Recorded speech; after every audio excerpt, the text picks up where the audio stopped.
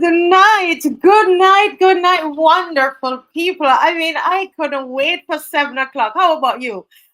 Listen, I saw that there were people waiting. There are people like over 30 something people waiting. That is just amazing. Wow, 149 of you here waiting. Because you know what it is, guys? We're a family. We are a family. Everywhere I go, I see people at the supermarket, at Carter's, at the hardware store, wherever I go. People are waiting and they're excited about the Marcia Week show. And if you're watching us for the first time, this is the Marcia Week show. I am Marcia Weeks, and we're coming to you live from Barbados. This is an amazing day. It's Wednesday, April 3rd, y'all. April 3rd, we are still here in the land of the living, and the opposition is going strong.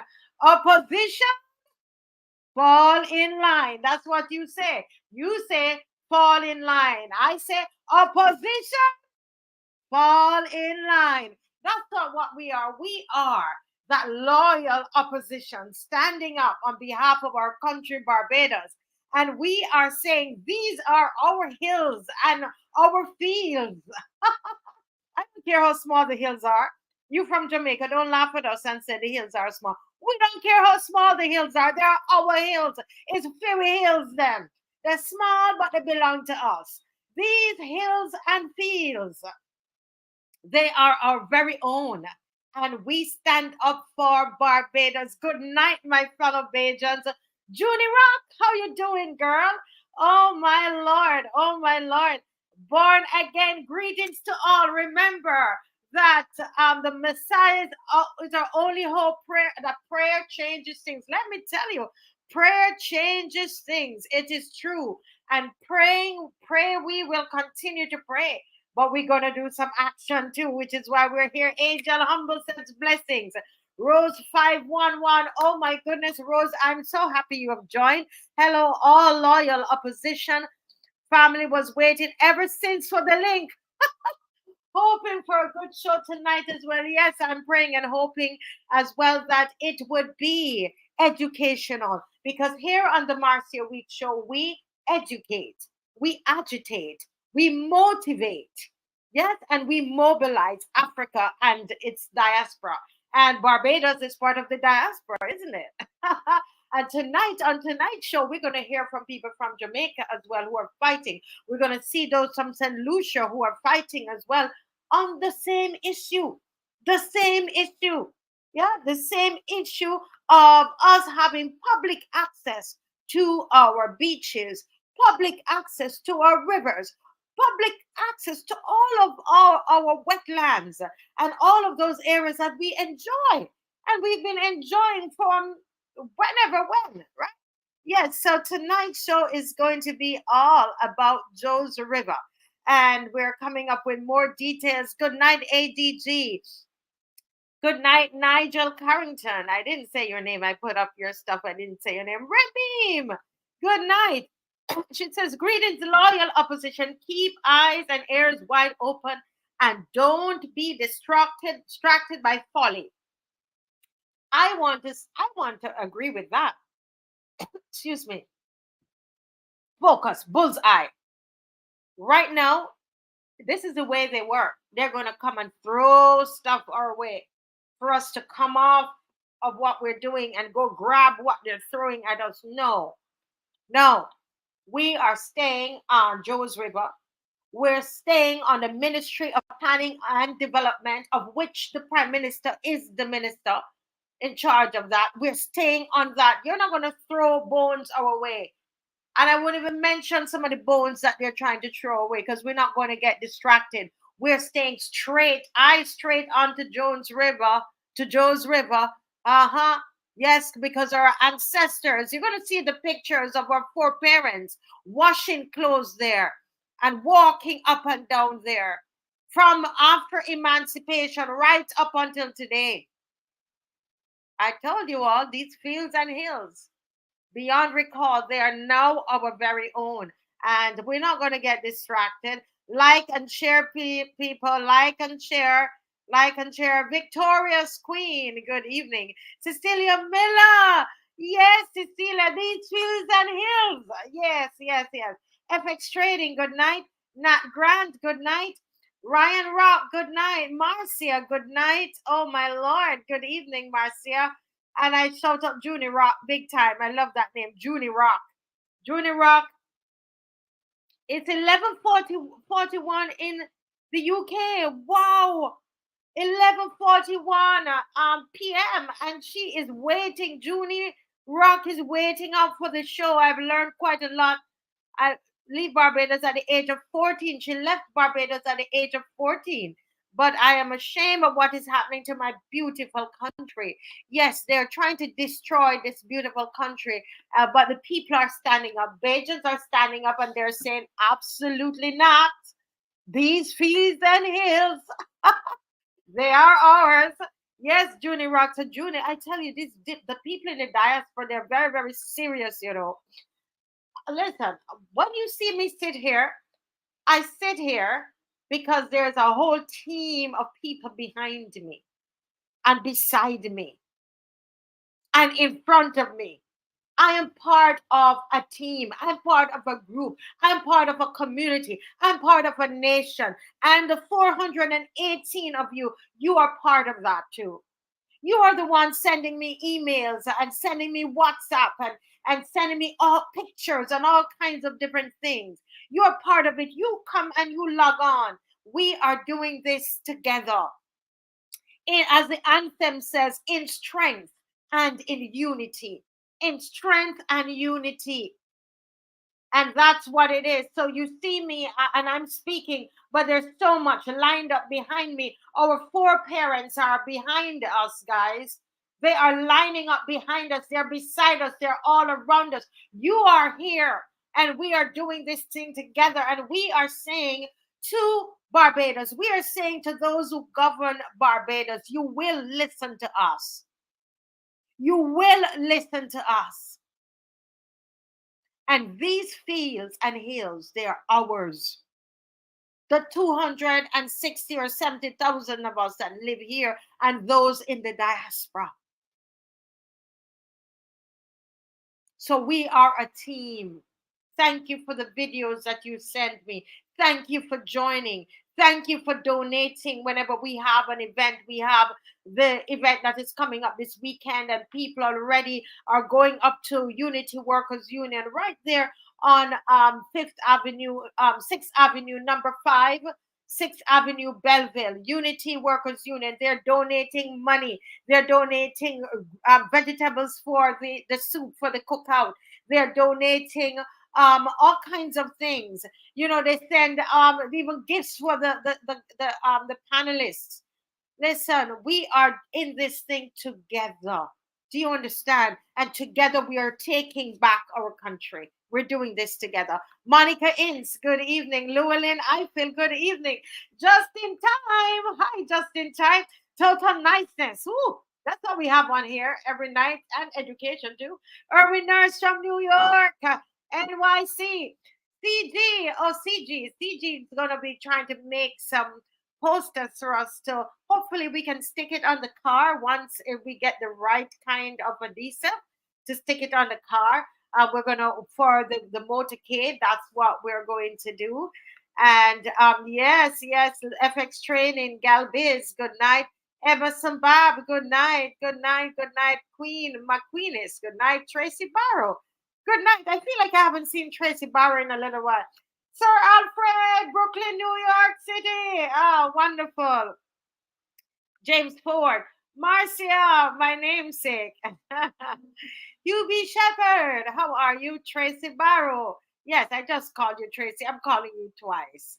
Wonderful. Fall in line, fall in line. Wonderful. Mystic Angel. Business and finance. Yes, we need business and finance. Oh my God. Everton Hans, good evening. Owen Hines, good evening. Beverly Prescott, good evening. Cecilia Miller. Oh, wonderful, wonderful, wonderful, wonderful. Richard Burke, Graham Husbands, good night. Pauline Rollins, good night. Sandra Watkins, good night. Oh my God, Beverly Prescott, Elaine Rivers. Oh wow, Nigel Newton. Oh wow, good night, Nigel. You were so awesome the other night. Oh goodness. Monica Payne, Denise Moore, Lucinda Allen. This is what a big team we have tonight. There's a lot of people commenting. Marie Watson, Steve Moore from UK. Oh wow. Vita Williams. Oh wow. Rosetta Bishop. My goodness, Lord, I know I missed out some names because I'm going so quickly, but you know you're all welcome, and we are part of a team. You know that, and we appreciate you on behalf of all the panelists, those who are sacrificing each night to be on here. Caswell Franklin, Kimar, Stewart, and the rest of the team. I want to say thank you for joining each night. Each night you join and we all get educated together. Tonight we do have a great lineup for you. We have an activist from Jamaica who is going to come on to give us an update on what's happening in Jamaica with their beaches and access to those kinds of public spaces that we have. He's going to join us right here on the Marcia Week Show.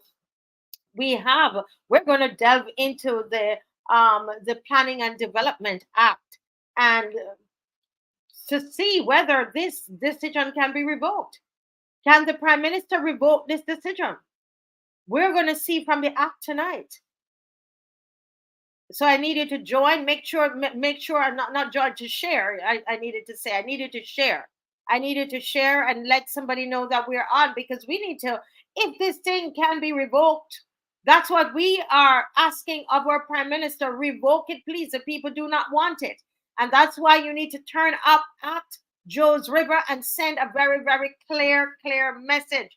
And to send out the letters. Okay, remember we are doing letters as well to Mike Holder Matthew 05 at Gmail. Right? Contact the Hype Master and write about why Joe's River need to remain the way that it is, with full access to it for everybody, right? And if you've had a wonderful experience at Joe's River, then write about it. Send a paragraph or two to this email address. We mean business, people. We mean business. Well, it's time for the national anthem. You know, that's our theme song. We can't come on here and not have our theme song. It would not work, right? You need a theme song, and this is what keeps us going. It's all about being patriotic to our country, whether our leaders are not, whether they're doing that or not. You know what? This is our country, and we're going to stand with our country. Yes? All right. So get ready. Stand at attention wherever you are, unless you're driving, of course. If you're in the bed, get out of the bed. Stand out in the chair. Stand up. Right? Stand up and sing along. All right? All right. God bless.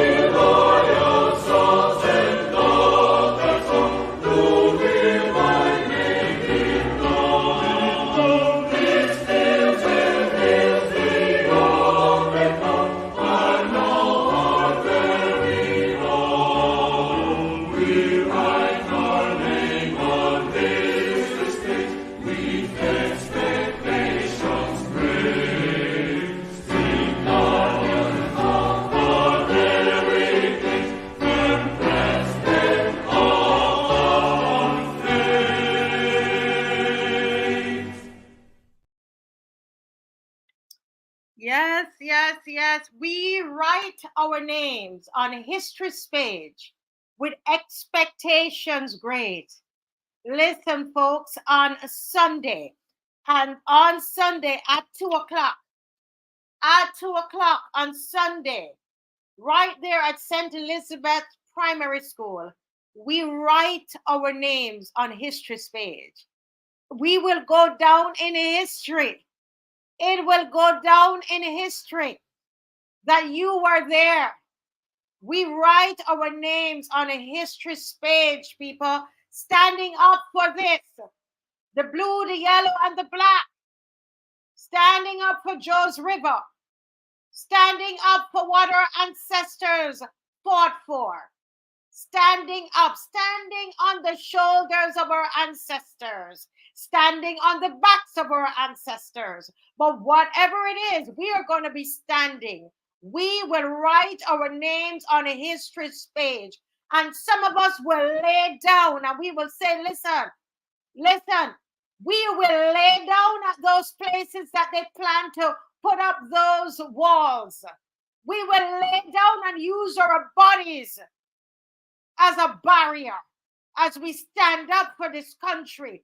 We stand up for every hill and every valley, every mountain,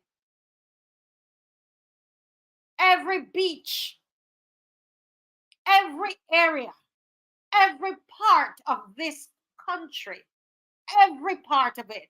We will stand up. And in the cases where we will use our bodies as barriers. We will use our resources. We will use our thoughts. We will write.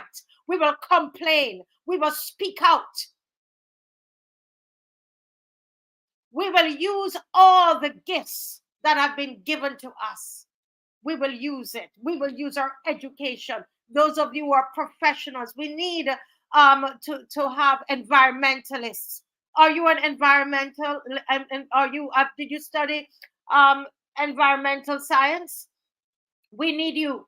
Are you an environmentalist? We need you. We need your voice at this time. We need lawyers. Don't be afraid. Why would we ever be afraid? We're standing up for this. There is no need to be afraid. We are not afraid. We're calling out the environmentalists. Where are you? Our wetlands are being destroyed. How do you put up a 7-foot wall in the middle of a river? Where are the environmentalists in Barbados? Our wonderful young people who study at the University of the West Indies, Cayville campus. Where are they? Those who study at BCC, where are you? I don't care your age. You know enough to stand up and to know that this is wrong. How do you put a 7-foot wall in the middle of a river? Once you put it to that bridge, you are putting it in the middle of the river, and you will stop the flow of the river, the natural course of the river. And you're going to hear more about that tonight. And that's why we continue. This is so important to us. I am telling you, people are connecting with this because it's real. And if we need to use our bodies, if we need to lay down flat on the ground, up there at Joe's River, we're going to lay down on our bellies up there. Before anybody come in here and take what is ours from us. This is our birthright. Do you understand that? This is our birthright. And I didn't plan to go off like that, but I just holding that flag. I got all into it. I got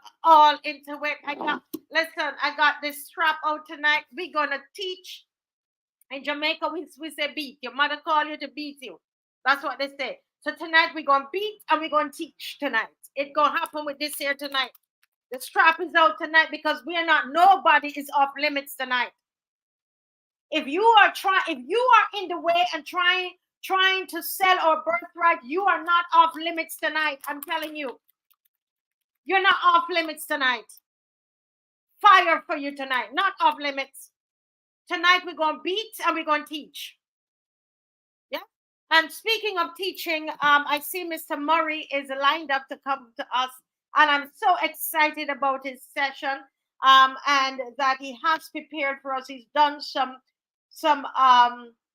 research on this, who seemed to be the investor, at least the investing company. He'll tell us all about it, and he's going to look at in more detail at this Planning and Development Act. Okay, and the Ministry of Planning and Development, of which the Prime Minister is ultimately the minister in charge of it.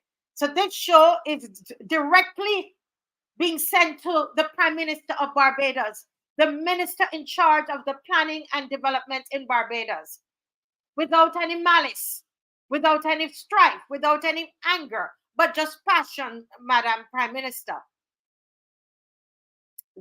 This show is directed to you, ma'am. And anybody's watching it, please ask her to tune in. This is for her tonight. Yeah? Okay.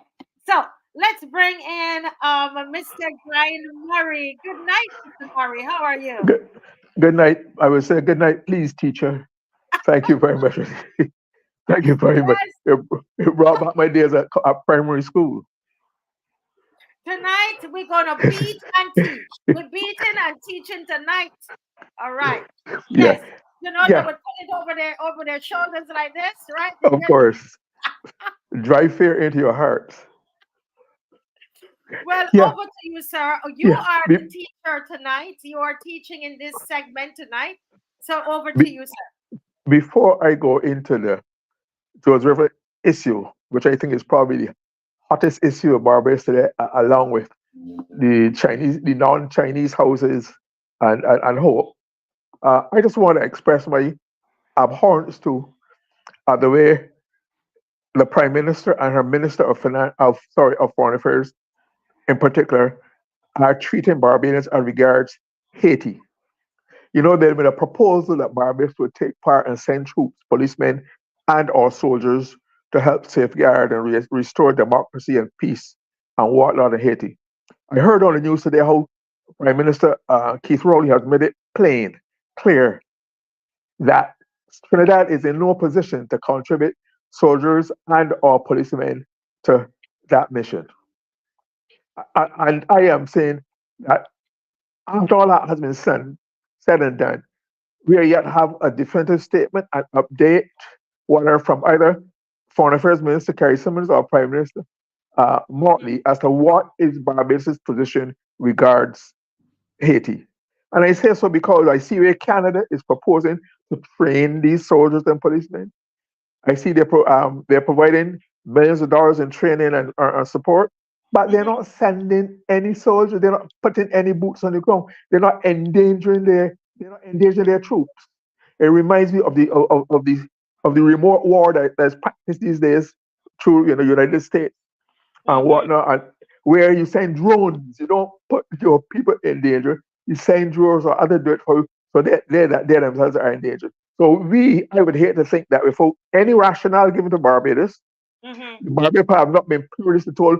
The reasons why you would not, the pros and the cons, what are the hazards, etc. So we could expect a certain security for all policemen or soldiers who know they're professional. You cannot be reckless with them.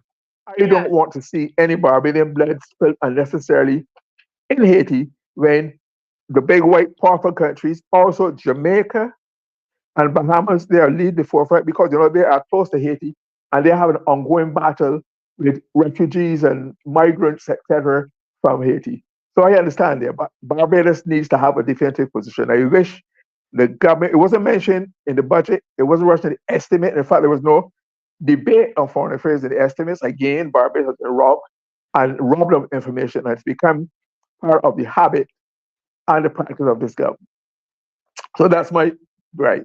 The other thing where Joe's River is concerned, sometimes I find it hard to believe that this is the Barbados I grew up in, that this is the Barbados Labour Party, of which I was a part, under which I also grew up, because we seem to be turning back the hands of the clock, turning back the wheels of progress to lose advantages, lose entitlements that we thought were all settled. For example, and I say that because what is happening at George River reminds me of the battle that we thought Bradley Adams had settled 1958-59 when Sandy Lane was under construction. And they had to relocate the road from down on the beach up to Yes. where it is now. Mm-hmm. And and Grantley Adams and Gordon Cummins, etc. And people there estimated that there must be public access to the beaches. We thought that's why it became part of Barbados DNA, and we just took it for granted that it was a natural right. So that Yeah. when people try to offend it, that's why we had Jap, right? For example, Gabby song Jap because expressing the disgust and the horror at these things being taken away from. No, I see we again the government is allowing people to take away entitlements for holiday repair, contributory NS, and they put on it's not all the backward things that we're having, and they're not giving any context. They're not talking about democratic socialism, they're not talking about any socialism, you're talking about private sector led growth, dominated and dictated by the IMF, the World Bank, and the AIDB, which are not in our interest. But that apart, where Joseph is concerned. So we thought the Barbarian access, the ancestral right, the traditional right, would have been settled though while Stanley was focused on the beach and we didn't have access at all. I find it hard to believe that persons who were prepared to modify, deprive, restrict Barbadians from a right which had been practiced for some 400 years. 400 years. Under what conditions do you turn that back and allow that right, that pride of access, which and Joseph to become part of a wall? And what is the thinking? What is the rationale? What is the judgment? What are the factors that contribute to that? And I'm flabbergasted. It makes me wonder if the Prime Minister herself, as Minister of Town Planning, of Planning and Development, rather, had ever visited the site and see for herself. I say that because I remember I worked with Prime Minister Tom Malcolm as well as personal assistant. And when there was these issues, big issues, small issues, or especially very controversial, he himself would go and see for himself. Yes. Then he would get a report from his officials to make sure, see how what they were reporting coincided his views and his findings. And then they would go and make a grand tour and see for themselves and work out a resolution. I also know that at one time I was also a member of what was then called a town country plan review committee, where Mm, members of society review these things. So really? I don't, yeah, we would go, and if there was something, you'd go and see for yourself.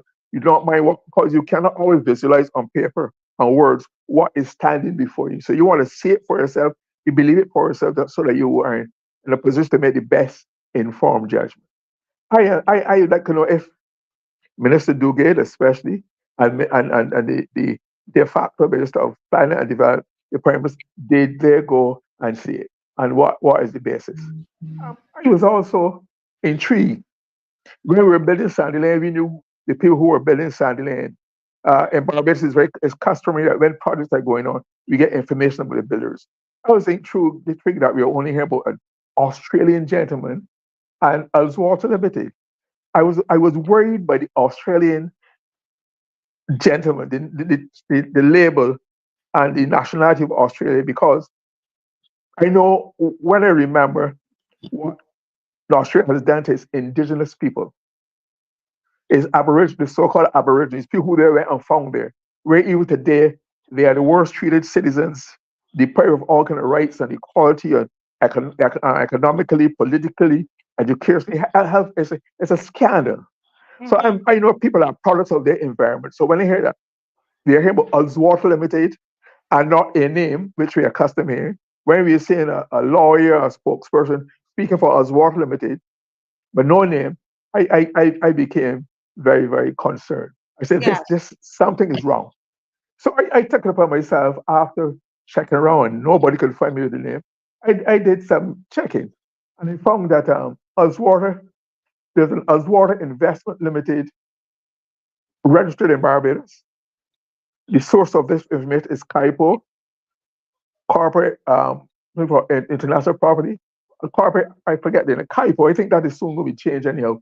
But I think that might go into a statutory board too or whatnot. So CAIPO and the company number of Oswara Investment Limited Barbados is number 39059.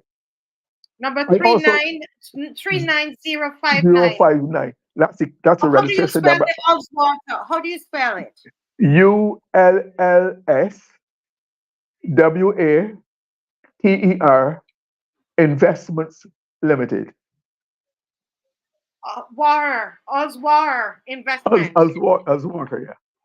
I say Oswater. We might pronounce it. We might pronounce it different, but the spelling remains constant. Right. And not being satisfied with that, I said if he's Australian, and I heard that he came here, the person involved came here in Barbados to watch cricket. Was taking a bachelor, saw it, fell in love with it.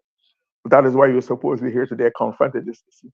Well, he could not. I'm sure he could not fall in love with basketball more than we Barbadians and you, Marcia, who've enjoyed it for all these years and take it as part of a natural birthright. So, but when I checked further on Oswald Limited, I found there's a private company by the same name, number 126-19435. Oswald Investment Limited, and address 15-17 Belfast Road, London. It was incorporated on May the 22nd, 2020. There's currently one active director, and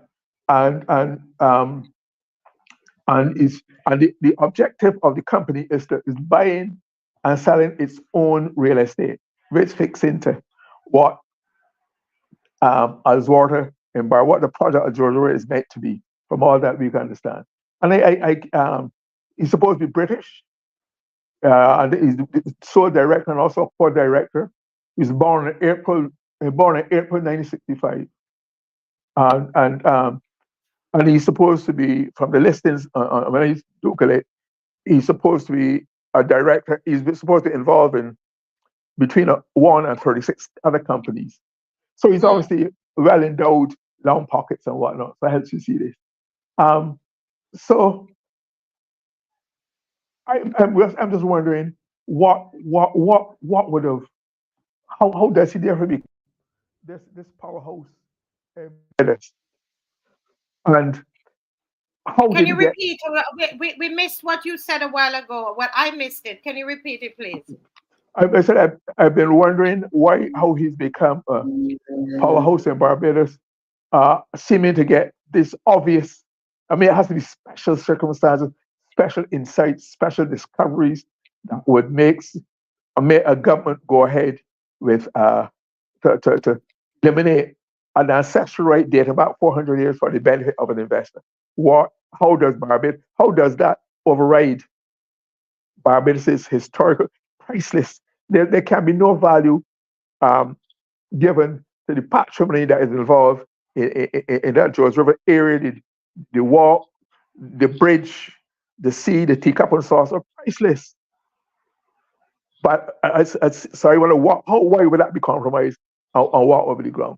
I would have thought that by now, even though there's an injunction in court, we're not challenging or before the court, but certainly the government owes a responsibility to the public to advise them as to what is the status of that. And we have a development plan and development act with a board that has several that deals with the whole question of development. You might want to look at some of the aspects of it, Marcy, if you want to ask any questions, or then we can go on. I'm waiting on the technical person to be able to put it up for us. Okay, all right. Let me just say to people who are watching that there is a company number, and Mr. Murray has done some researching at CAIPO, and that is the company number for Oswald Investment Limited Barbados. As you heard, he said there's one in the UK as well. All right, so you can do your own research, take a screenshot of it, and do your own research. The company number is right there as well. Go ahead, please, Mr. Murray. I'm sorry. No problem. So I'm wondering. It has me baffled because we've seen people, seen builders, developers, investors try to circumvent and skirt the rules. People, that's human nature, who think they can beat the system, who are not before. We have to represent and respect our rights and our way of life, our perspective, our culture, etc. Culture in the widest possible sense, our beliefs, our values, what we treasure about Barbados. And uh, I wanted, when I was in cabinet, I know these major projects will go. There used to be something called PPC, Planning and Priority Committee. We'd have a big meeting with all the officials, and they go through step by step all the projects before the government of Barbados, waiting Yeah. permission. Right. I think that was then modified, where you had a, a, a subcommittees of Parliament of cabinet who will look at these things before the report the cabinet fully. Okay, so I'm sure some of that still happens. Not only that, we have a senior minister, Minister William Dugade, who is a de facto minister. He's the Minister of State in the Prime Minister's office with special responsibility for the infrastructure, including town plan, etc. He oversees this process. Um, did nobody see the inherent danger, the disadvantages, how the degradation it brings to Barbadians, to see what this potential threat to its way of life, to its ancestral rights, not only to all Barbadians and visitors, but also the people of Joe's River themselves, of which has a daily part. Nobody appreciated in government that this could be a threat. I presume it has all been to cabinet for approval, etc., information. Those are some questions I would like answered, because it does not make a lot of sense to me the way it is being handled. And Yes. Yeah, go ahead, Marcia. No. I'm just agreeing with you, sir. Like I said, I'm sure for this, Prime Minister Adams and Prime Minister Arthur would have gone themselves and seen for themselves, because they both believe that when you're dealing with officials, even dealing with your ministers, you always ask questions for which you already have the answer. So nobody can pull trust but verify. So you will go yourself and check and see, talk to the residents, get their feedback, and that you incorporate that into your thinking and your decision making. Um, the board of itself, the Planning and Development Board, of which there are 13 members, set up by law, passed the Act of Parliament, I think it's 2019. It's called the Planning and Development Act 2019, number 5. Planning and Development Act 2019, number 5, which provides for the orderly and progressive development of land in Barbados. That's a summary of its objective, to provide for the orderly and progressive development of land in Barbados, so that nobody can write. Thank you very much. I'm afraid I can't read the script from here easily, so you might have to read for me, Marcia, if because of Right. So right, you have to right. Okay, he's gonna make it bigger, and it could right. even go a bit bigger than that. I think. Okay. If you have to take me out, no problem. I don't have to see myself, so I can Yes. sacrifice me for the text. Okay. Yes. Go ahead. We can you see it now? Yes, I can see it a bit better. Yeah. Yes. Yeah. If we could get it a little bigger, that would be lovely. And Right. we're asking everybody to try to follow along, because we want to make this educational for everyone. So this is the Planning and Development Act 2019, number 5. Yes, go ahead, Mr. Murray. Yeah. Okay. I'm trying to find my notes where you can um, draw your attention to certain sections of the act. Now, if you look at section 3, the purposes of the act, I just mentioned it, but that you could also look at it again. Section 3, the purpose of the act. I'm not saying I hear the white pages is giving me. If you can read Marcia for me, and I can see it. Okay. The purpose of the act. Okay, I'm trying to read as well. That's once it's Section yeah. 3, or right? Yes. Okay, just give me a second here. Yes. Okay, it's much better. The purposes of this act are to provide for the facilitation of land development in Barbados, taking in account all relevant social, economic, and environmental factors so as to ensure that sustainable use is made of public and private land in the interests of present and future generations of the people of Barbados. I don't think you have to go any further there than that. I think that's a very appropriate summary of what we've been talking about on the basis of our concern. Um, that spells out, and if you notice, I mentioned social and environmental. Yes, Social, the impact on the society, the culture of the people, the behavior of the people, the way of life, and environmental impact on the environment, the water, the roads, the river, the sea, the whole complicated, complex, integrated aspect of the environment. So that is a very well rounded, well thought out aspect of the Act, Section 3. If you can go to Section 4, which deals with the duty of the Minister of Planning and Development. yes. The minister, should I read? Yeah, you go ahead and read it. The minister shall ensure efficiency and transparency in the administration of this act and in the exercise of the statutory powers conferred on the minister by the act, may do all things necessary for the purpose of carrying out his duty. Again, that act represents what we talk about. We want transparency in the Yes. process and accountability. That's all we are calling for in this whole process. Not extraordinary. It's already enshrined in law. It's part of the law of Barbados. It's a past parliament, so therefore it's part of the law of Barbados. And we are living and calling from within the belly of the law. Not an extraordinary, just the basic requirements of law spelled out in the act. There's also the establishment of a planning and development board that what you would like to give. I think there are some 13 members of that board. If you can give us a quick rundown on who are the representatives, where do they come from, etc. Yes, they're the function. Okay, if we can let's see Section 5. It's coming up, the establishment of the Planning and Development Board. Right. There is established a Planning and Development Board to carry out the functions conferred upon it by this act. The board is a body corporate with perpetual succession and a common seal. The board may sue and be sued in its own name. And I guess further down we would see what are the types of people that are involved. Okay, so Right. this is it here. Right. The board shall consist of the chief town planner and 12 persons appointed in accordance with this section. So there are 13 persons then, Mr. Murray? 13 persons, right? Yes. A chairperson not being a person in the service of the government of Barbados, appointed by the minister. So Right. the minister, so there's a chairperson that is appointed by the minister. Yeah, a non-civil servant there. A non-civil servant. Okay, so Right. there's a non-civil servant. Guys, you're taking notes? Who part of this board that's making these decisions. So there is that's a chairperson. Then there are 4 ex officio members.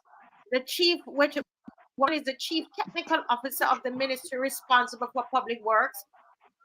Number 2, the chief technical officer of the ministry responsible for agriculture. Number 3, the director of the coastal zone management unit. And number 4, the director of the department responsible for environmental protection. C would be 1 member appointed by the minister on the recommendation of the Barbados National Trust. Interesting. Right. Yeah, D, 2 members appointed by the minister after consultation with professional bodies representing professional land use planners, architects, engineers, and land surveyors. And 4 members appointed by the minister, drawn from the legal profession, financial institutions, the private business sectors, academia, or non-governmental organizations having knowledge and experience of matters relating to land development. Good. Now, I don't think any reasonable person could find any fault with the composition of that board. It's a very widely spread and flung net that ropes in a diversity of persons and skills and experiences and whatnot that represents the full interest of the society. What I found interesting is that the act also says that paragraph 9 of section 5 says that the names of these members, names, not just the organizations they represent, etc., their actual names are to be published in the official gazette. Now, this act came into being, it was passed in 2019. I've been trying online to see if we could find out who are these named persons for the engineers, for the Coastal Mountain Unit, etc., so that people could give life and body to people they know as representative of the society. And I find, again, I could not find, I don't know if other persons who are more adept and skilled at research than me might be able to find it in the 2019 Gazette. That's another thing. There used to be a time when these persons were named.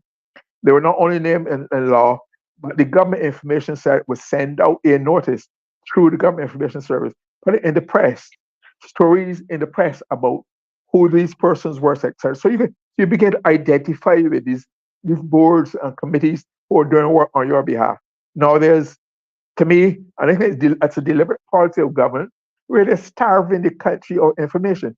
So the less you know, the less questions you can ask, the less deficiencies you can find, because you just have to take it in your stride and take what you're given.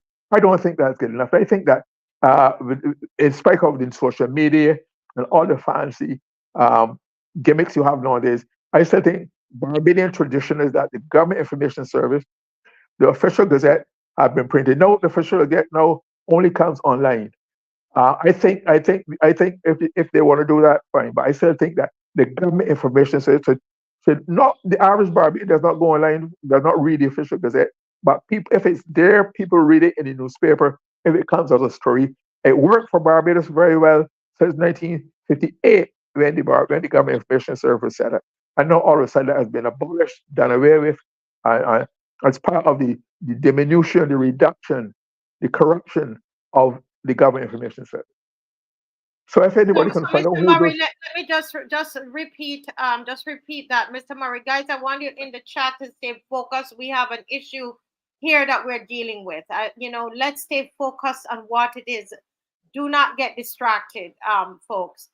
Mr. Murray is asking if there's anybody out there who can find out. Go and research the 13. Who are these 13 persons? We see the qualifications. We see what their job description, not job description, but the type of persons that would be part of this board. There are 13 of them, but we don't have any names. And so we need to be able to find the names of these board members. I know there are about over near 1,000 of you watching on all platforms. We can find these 13 persons. All right, go ahead, Mr. Murray. Thank you. In the interest of the transparency that the law requires in the very act that we quoted earlier. Yes. Right. The section 7. Yes. Spells out how applications are to be determined by the board. When somebody applies to development a project, this application is supposed to go before the board. I don't know if you can read some of the wording of that section. Okay, so which section is that? What exactly? Section 7. Section 7. Okay, so right. I'm going to read section. A member appointed by the minister, including the chairperson, shall serve for a period not exceeding 3 years in the first instance, and is eligible for reappointment, provided that no such person may hold office for a period of longer than 6 consecutive years. Right. Right. The minister may at any time revoke the appointment of any appointed member, including the chairperson. The names of the members of the board are as first constituted, and every change of membership thereafter shall be published in the official gazette. There we go again. Yeah, was it? Yeah, go ahead, sir. No, you go ahead. I was just commenting that publication is being reinforced at every step of the way in the law. So you want me to go? Yes, the ninth. Yes. Did you deal with section 7? Applications to be determined by the board. Yeah. So he's going to section 7 now. Decisions. That's section on decisions. Applications. Yes. Yeah. Right. The applications to be determined by the board. The board is responsible for the determination of all applications for planning permission other than applications referred to the minister pursuant to Section 33. Notwithstanding the provisions of Section 10, the board shall not delegate to the chief town planner its power to determine applications for planning permission for complex development projects of any class specified in the first schedule. And I would think the Jones River would represent a complex project, Yes. given So the topography in its background, its location, etc. Right? So they're saying that that board, the power to determine that, to pass judgment and make recommendations, etc., would have to be represented by the board and not just delegated to the town planning staff as is possible for certain activities. Okay. yes. Mm-hmm. Section 9, duties of the chief town planner. You just briefly say what those are. Okay. The duties of the chief town planner. The chief town planner is responsible to the minister for the administration and operation of the system of physical development planning and regulation of land development for which this act provides.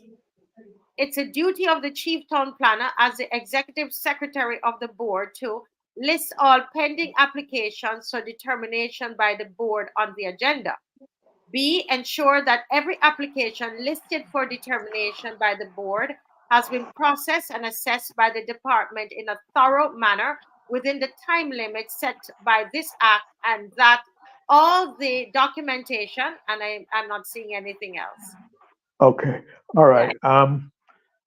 We dealt with that delegation of power and duty.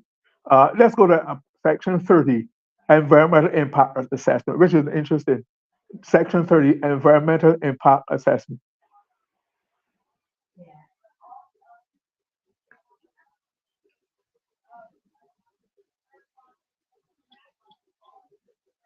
Which section is this one again? 30. Section 30.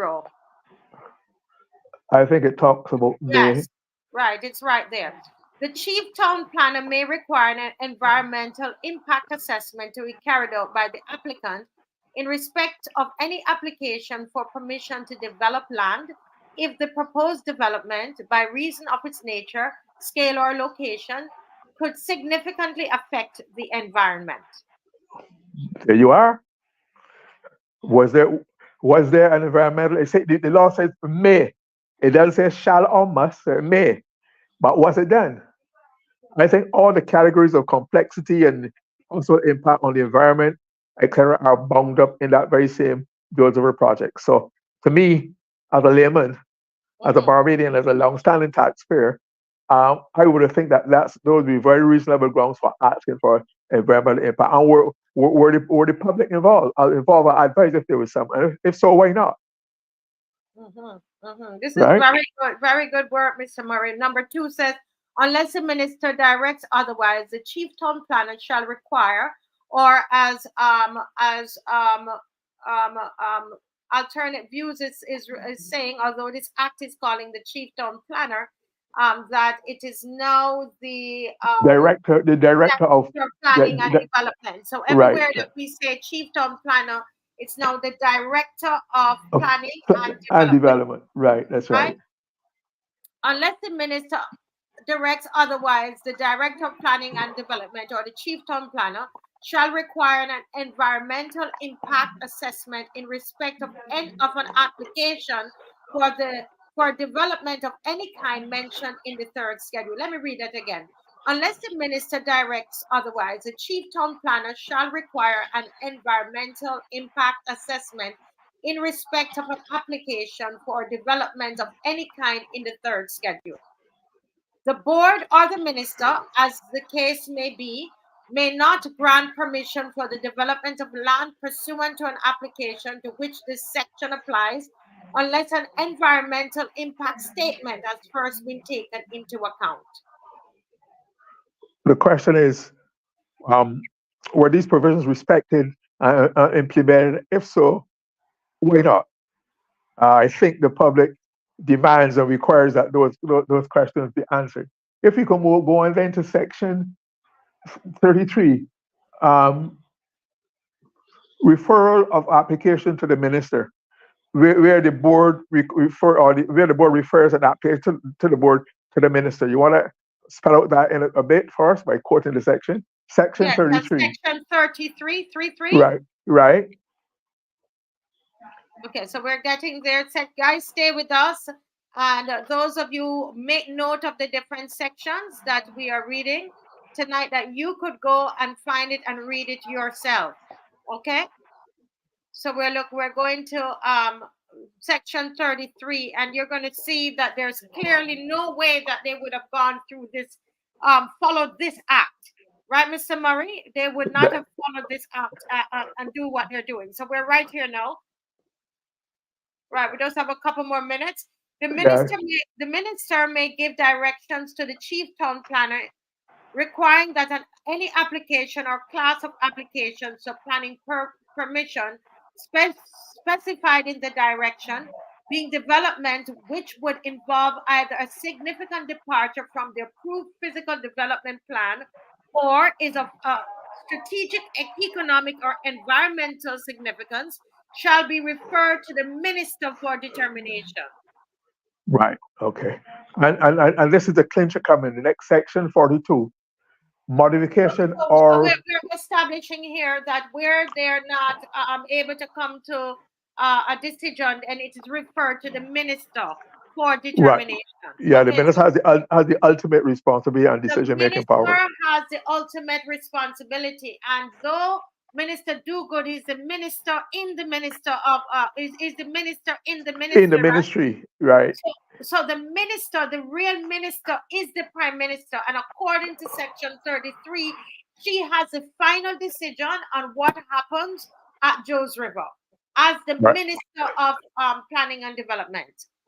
And finally, section 42. There has been a feeling the way some people are talking as though it's a done deal. Nothing can be done. It can't be changed. It can't be altered. It can't be reviewed. Whatever it can be. And section 42 it talks about the modification or revocation of planning permission. Would you like to read that so that the public gets an idea to see what are the possibilities? I think that's crucial. This is crucial, guys. Listen up. This is section 42, and you can download the act. This is the Planning and Development Act, and look at these sections, please. Section 42 talks about the modification and revocation of planning permission. Subject to the provisions of this section, where it appears to the board, after consideration of such advice as may be given by the chief town planner, that it is desirable that any planning permission ought to be modified or revoked, the board may, with the consent of the minister, by written notice to the person entitled to the benefit of the permission, revoke or modify the planning permission to such extent as it considers desirable. The power conferred on the board by this section may be exercised. Yes, go ahead, Mr. Murray. So I just thought that rounds off the discussion. I see to let people know that the deal is not done, it's not over yet. There are provisions where if challenged, or whatever means, I don't know the legal mechanics of challenging this, but I think that there's a possibility that there's scope for further challenge to be made. My other comment on this matter is that I can't help but recalling that Prime Minister Tom Adams had designated, I think I've mentioned this on the show before, the section of Barbados involving the Scotland district spanning from Pico, Tenerife in the north, right through St. George, St. John, and right down to St. Philip, and designated that as a national park. This is 1982, 83, early days, when a lot of people were. So the foundation for this policy preserve that special nature and character and topography and whatnot of the Scotland district. I think Prime Minister Owenatha went even further and established a Scotland district plan development and planning authority that will control and monitor on a daily basis what is happening in the Scotland district. Given the sensitive nature of the topography, the way of life that's involved, etc. But bit by bit, now we're seeing that those kind of standards seem to be relaxed. And you're seeing more and more sales, development changes, that the whole character and way of life of that whole stretch of land. I'm not against development, but I think where there's development, it should be properly explained if there's going to be a change in direction. The rationale, the reasons for the background, the objectives should be fully explained to the public, and so that we too can be free, give our point of view and feel part of decision making. Yes.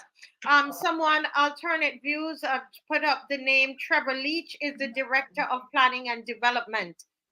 This is it where you would know he would be have been the chief town planner. Yeah, yes, But right, yeah. right, Trevor Leach is a director of planning and development. So we have one name, we need 12 more. And what we need to do, we will create a poster with all of their names on it because we must continue to keep the pressure up. We're going to create, when we get all the names, will be names and pictures. Names and pictures of everyone, and we're going to show the organizational chart and where the buck stops. And what we're asking for is a revocation of this permission. It can be revoked based on Section 42. Thanks, Mr. Murray, for wonderful. Just this is beautiful, Mr. Murray, what you did tonight. I've been needing this to be done for a while now, and you were able to get it done. I thought that this was very, very brilliant, Oh, Mr. Murray. Anything you want else you want to say I, on this? I, Move I on. was looking forward. I was looking forward to the comments of Kimar, who monitors these matters on a more ongoing basis than I do, and I'll be looking forward to his comments either now or later on it of the Later whole. on. So that's Yeah. Kimar. I know he's in the chat. And he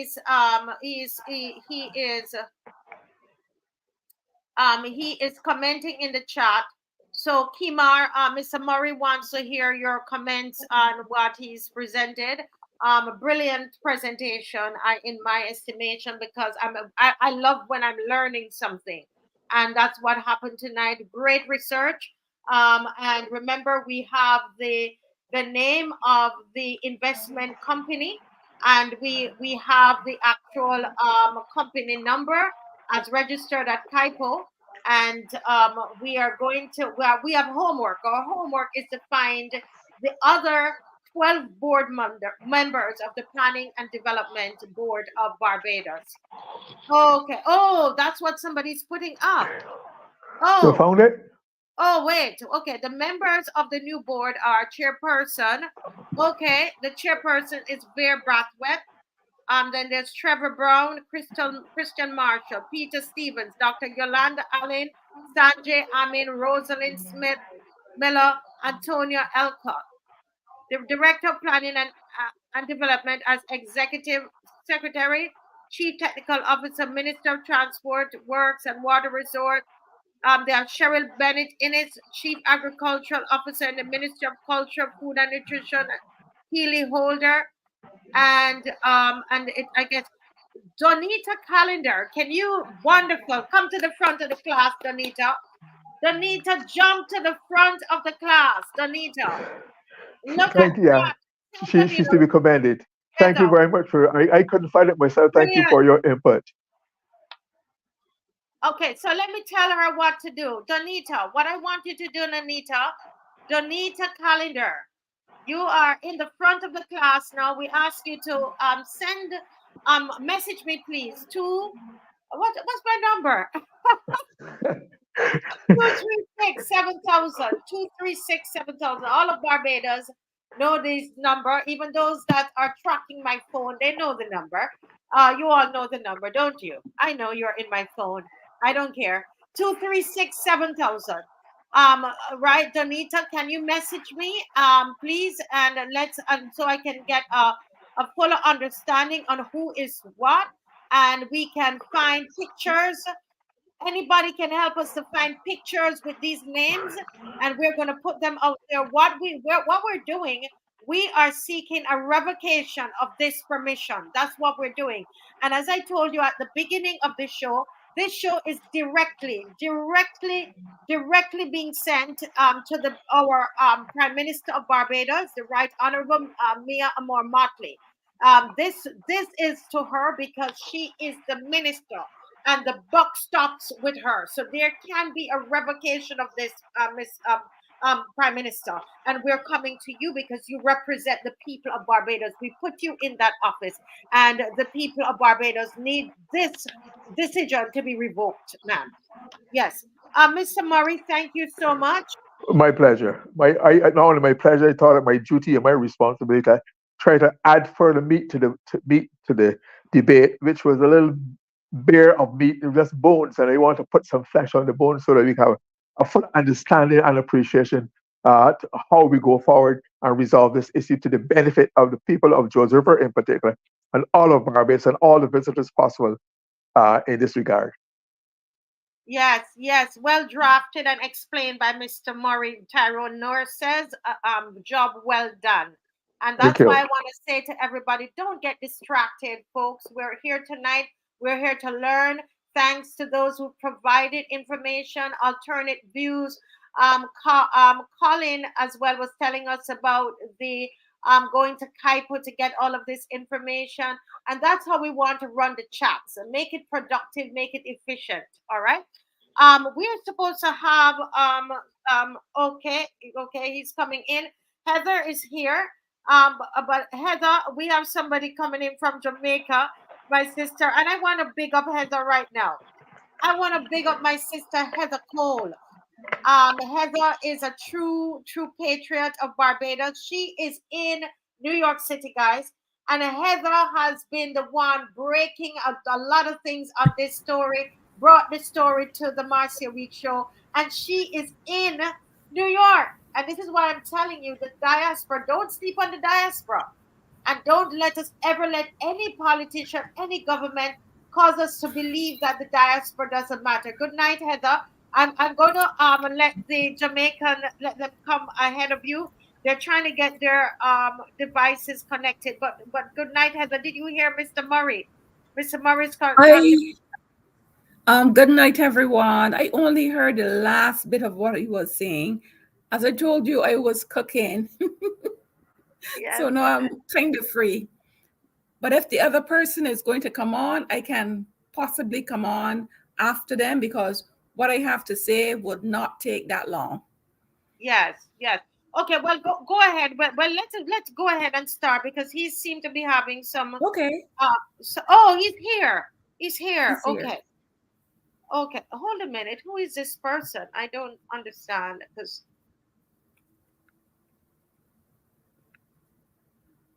Okay.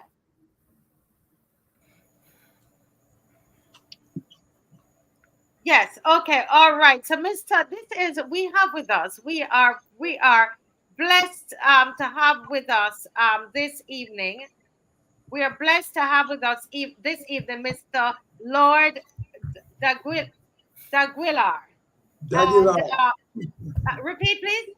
Daguilar. Daguilar. Mr. Lloyd Daguilar, and he is an activist, human rights activist in Jamaica, and he's also on a committee that is pushing it's against corruption in Jamaica, anti-corruption committee in Jamaica, and so we are really happy to have him, and he's going to bring us up to date on what's happening in Jamaica because this is an issue that's affecting us all throughout the Caribbean region. So, Mr. Lloyd, we're so happy to have you here this evening, sir. Yes, I'm glad to be here and to make contact with you all. And I hope we will develop a relationship moving forward because we do share some issues and concerns about what is happening in the Caribbean, in Yes. Jamaica and in the Caribbean. And there are a lot of similarities between the islands in terms of what's happening. In Jamaica, Jamaica is regarded as one of the most corrupt countries in the world. And it's been going on for decades. And of course, corruption is a serious issue because, because it deprives the working class people of assets and certain things that they should have, social benefits, education, for example, healthcare, Those are the things which are affected by corruption and which directly affect the people. A lot of children are not going to school because the parents don't have money to buy uniform and buy books and give them transportation money. And if the politicians and officials are pocketing the money, then this will result in this kind of deficiency. So my movement, the People's Anti-Corruption Movement, is Yes. focused on that. We are focused on trying to get a commission of inquiry into state corruption. And we also believe that the debt, the public debt, needs to be forensically audited, because we believe that a big portion of the debt is corrupt, and working class people should not be paying back corrupt debt. So in essence, this is what the People's Anti-Corruption Movement is about. Plus, we are also concerned about the fact that Jamaica has diplomatic relations with Israel at a time when Israel is committing genocide against the Palestinian people. We're also concerned about the fact that Jamaica and Belize and the Bahamas are training soldiers being paid by the United States and Canada to send soldiers to Haiti. And we don't believe that that is a solution. Sending soldiers to Haiti is not a solution to the problem that is happening there. So in a nutshell, in a very brief way, that is what the People's Anti-Corruption Movement is all about. Yes, wow, I love it. I love it. And I surely, we're definitely going to be in the next week, because we have to deal with the Haiti issue, because the soldiers are being trained in Jamaica.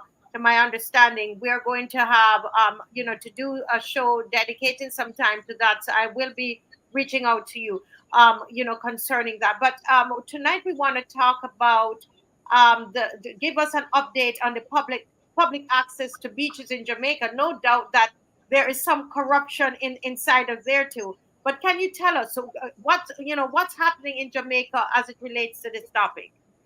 Well, let me say first of all that what controls beaches, access to beaches, is called the Beach Control Act. And the Beach Control Act is a colonial law that was put into effect while Jamaica was a colony of Britain in 1956. That is when the Beach Control Act was put in effect. And the Beach Control Act does not give the people unlimited access to the beaches. But the people, would on their own develop their own access to the beaches to do what they need to do. Fishermen need to go out there and fish, and people would go out there and do what they have to do. However, as the economy develops, what happens is that the tourism industry becomes one of the leading industries in Jamaica. And these big tourist hotels are developed on the beach, and they control large sections near the beach, and then they just simply prevent people from having access to the beaches. And then that has become a big problem over the years, because you maybe they have the best section of the beach, and you're walking along the side where you can't swim, you can't have your children, whatever. And then you go there and a security guard will tell you, no, you can't come here. And that has been a big problem. Plus, people can't go through a hotel gate, because if you're going through a hotel gate and you're not a guest, the security guard is going to tell you, no, I'm sorry, you can't come here. So this is a very serious issue that has been going on in Jamaica for some time now. And I just saw a video there of fishermen. What is happening now is that in order to block fishermen access, as you see in that video, they put up walls on the beach property. So the fishermen don't have the easy access that they used to have. and then you have to walk around in the bushes and all of that kind of stuff, and to access the beach. And in the process, their income goes down. They don't make no money. They have their family to look after, their children to send to school, and so on and so forth. Okay, so there's been a movement has developed against that kind of practice. And some time ago, the Jamaican government says that it is going to look into the matter, and is going to try and make some changes and accommodation. And so it started what it's called the Beach Access and Management Policy, right? But this is 21, that was 21, and now it's 24. And in 24, they still have not made the beach access and management policy into law. The Prime Minister was in Parliament a couple of weeks ago, and he said at the next sitting of Parliament, which I guess is whenever he comes back to Parliament to give a speech, the Beach Access and Management Policy Act will be presented to the Parliament for them to make a decision. But we, the people, don't know what is in this beach access and management policy. We have not seen it. We don't see the paper. We don't know what is in it. We don't know if it is going to address the issues that concern the people, and so on. So when the time comes, they will have their little debate in Parliament. It could be deficient. It says it has reached out to some, community groups and so on. I don't know. There's no community group that I have read who has been part of this discussion with the government. And so they can say, well, yay, nay, this is what it says, and we agree with this or we don't agree with this. So we have no way of knowing what is in that thing. But we must also remember that tourism is a big part of the economy in Jamaica. And so I believe that they will be doing their best to accommodate the hotels, accommodate them. And so I don't believe that it probably will result in the people having full unlimited access to the beaches. So those are the kind of issues that we're having right now where that is concerned. Yes. Well, thank you for the update thus far. Today, I don't know, I saw something online and I sent it to you and some others in Jamaica to confirm for me. In my research, I saw that the Bob Marley Beach, there was some issue there where the residents were saying, and the fishermen that have their businesses there, that they were denied access. They're being denied access, and so that was taken to the court today, based on what that report was on YouTube, and where they also denied the media from going into the courthouse. Is there anything new on that? Anything you can fill us in? Because you are living it right now. You're living it. Yeah. Well, let me put it this way. What you're learning is what I'm learning, but we have to just interpret what it is that we learn, because the court case happened yesterday, April 2nd, and they set a new date. And as it was said, the media was not allowed inside there.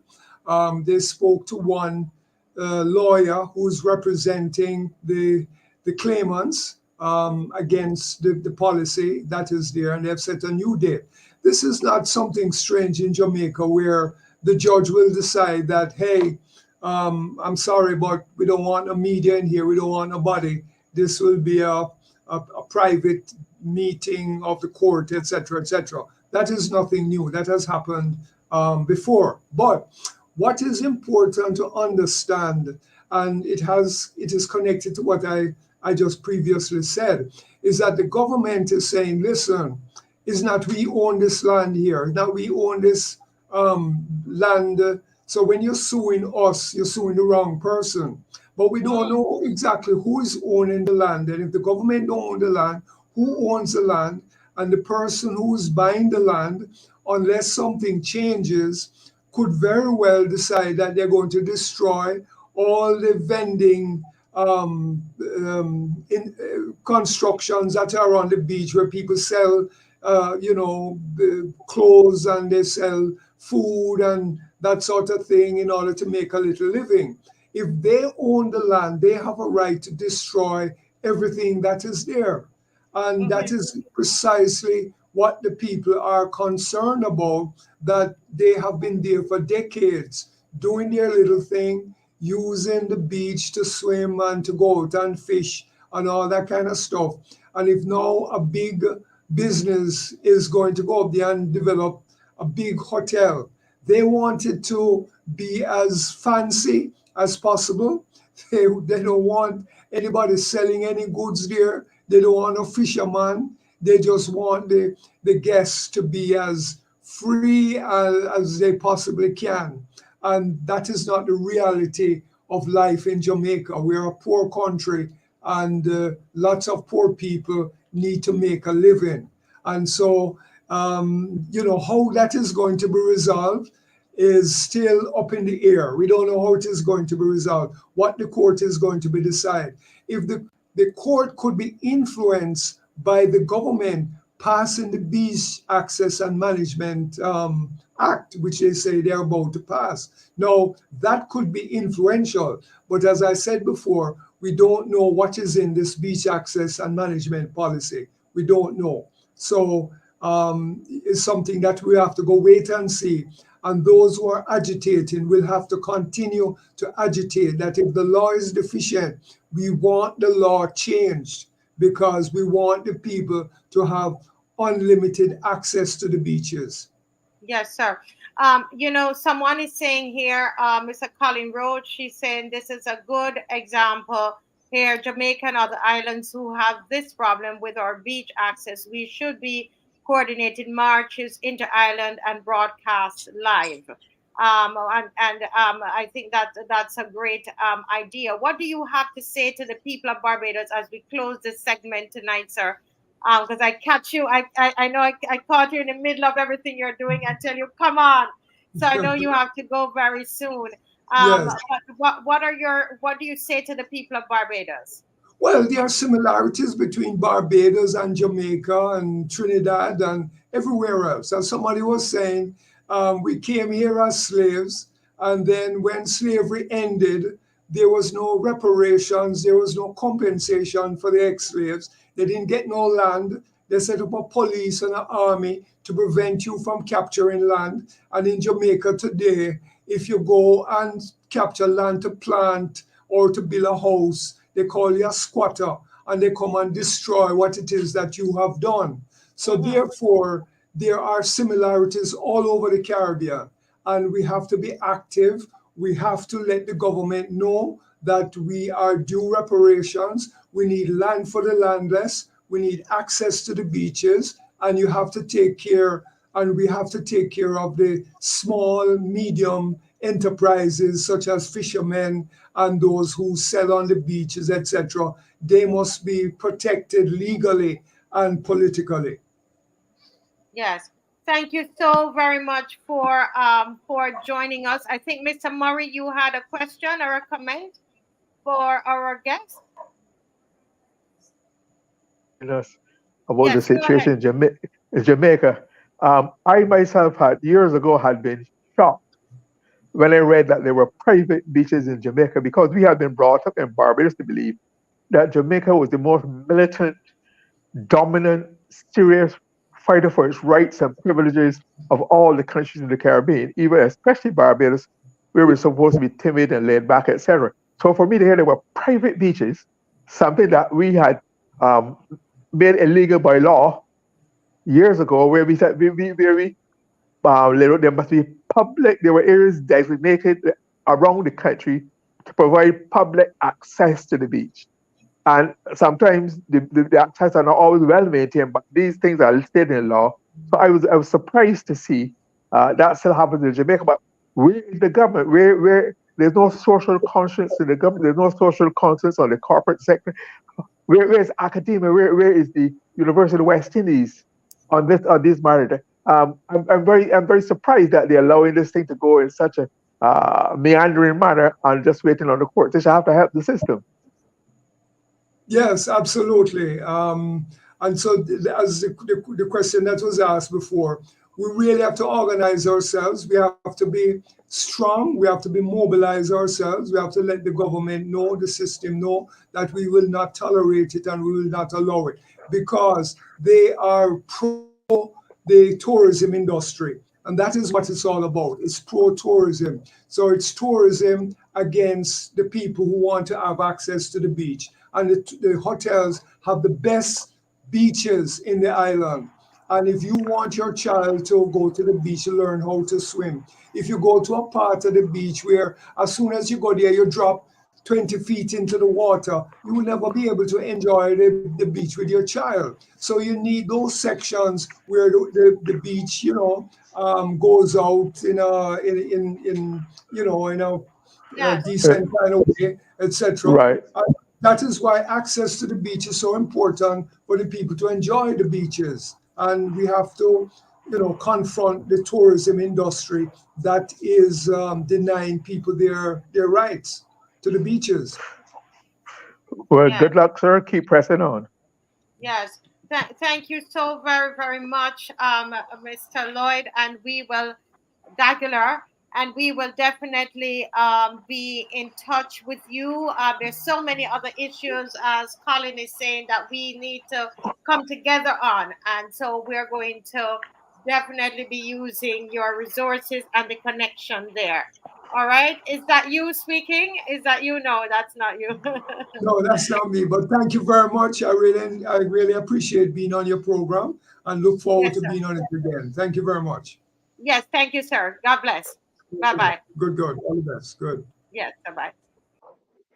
Wow, that is really invigorating, just hearing what is happening, and just getting that passion and everything turning. And as we said last night, that Jamaica, we don't want to be caught, Mr. Murray, that Jamaica that has gone so far. Now they're trying to pull it to rein it back. We don't want to wait that long. And I'm seeing also Mr. Victor has joined us. Victor Lewis. We're going to hear from him a little later in the program. And Mr. Casual Franklin, let me apologize to everybody. I did not remember to send Mr. Franklin the link. Would you believe that? So I'm here looking for Mr. Franklin, not see Mr. Franklin. And he says, but I don't have the link. And I look down and I see that, so I said to Mr. Franklin, please to come on the program. We need to hear your voice. We need to hear your thoughts. And my sincere apology to the viewers who are asking for him. Sorry about that. All right. Okay. All righty. Now, someone has sent a message saying that we need to look at, before Heather comes to us, someone sent a message, says the team needs to also find out the cross directorships and professional or business relationships of planning department members. Okay, and so remember we have those 13 members there. So this viewer is saying that we need to look at some of the relationships that's there, the planning, the directorships and professional or business relationships. I'm going to send this to Caswell because I know Caswell knows a lot of these people, or Kimar, and we'll be able to find what is going on there of these 13 persons. I think that is very, very important. Heather, you will soon, for sure, you're going to get to have your say. But I want to make a special announcement, Heather. There's another very powerful lady that's going to be on the show on Friday. So while we're going to continue to talk about, for this week, we're dealing with Joe's River. We're going to take, probably an hour, a little over an hour, probably an hour now because of how Joe's River is going, and probably do her section in 2 sections. But we have Trisha Watson is going to be joining us on Friday. And she is going to be answering your questions concerning energy. All of this, the rate hearings, that we've been having, Mr. Murray, And so we are getting questions and collating questions. If you have questions for Trisha Watson, then we're asking you to provide us with that. She is here in her capacity as an attorney at law, not as not from nothing political, because her work transcends politics. She was that lone voice talking about rates, electricity, and all of that when we didn't even know what was going on, and which I think she needs to get a medal for that.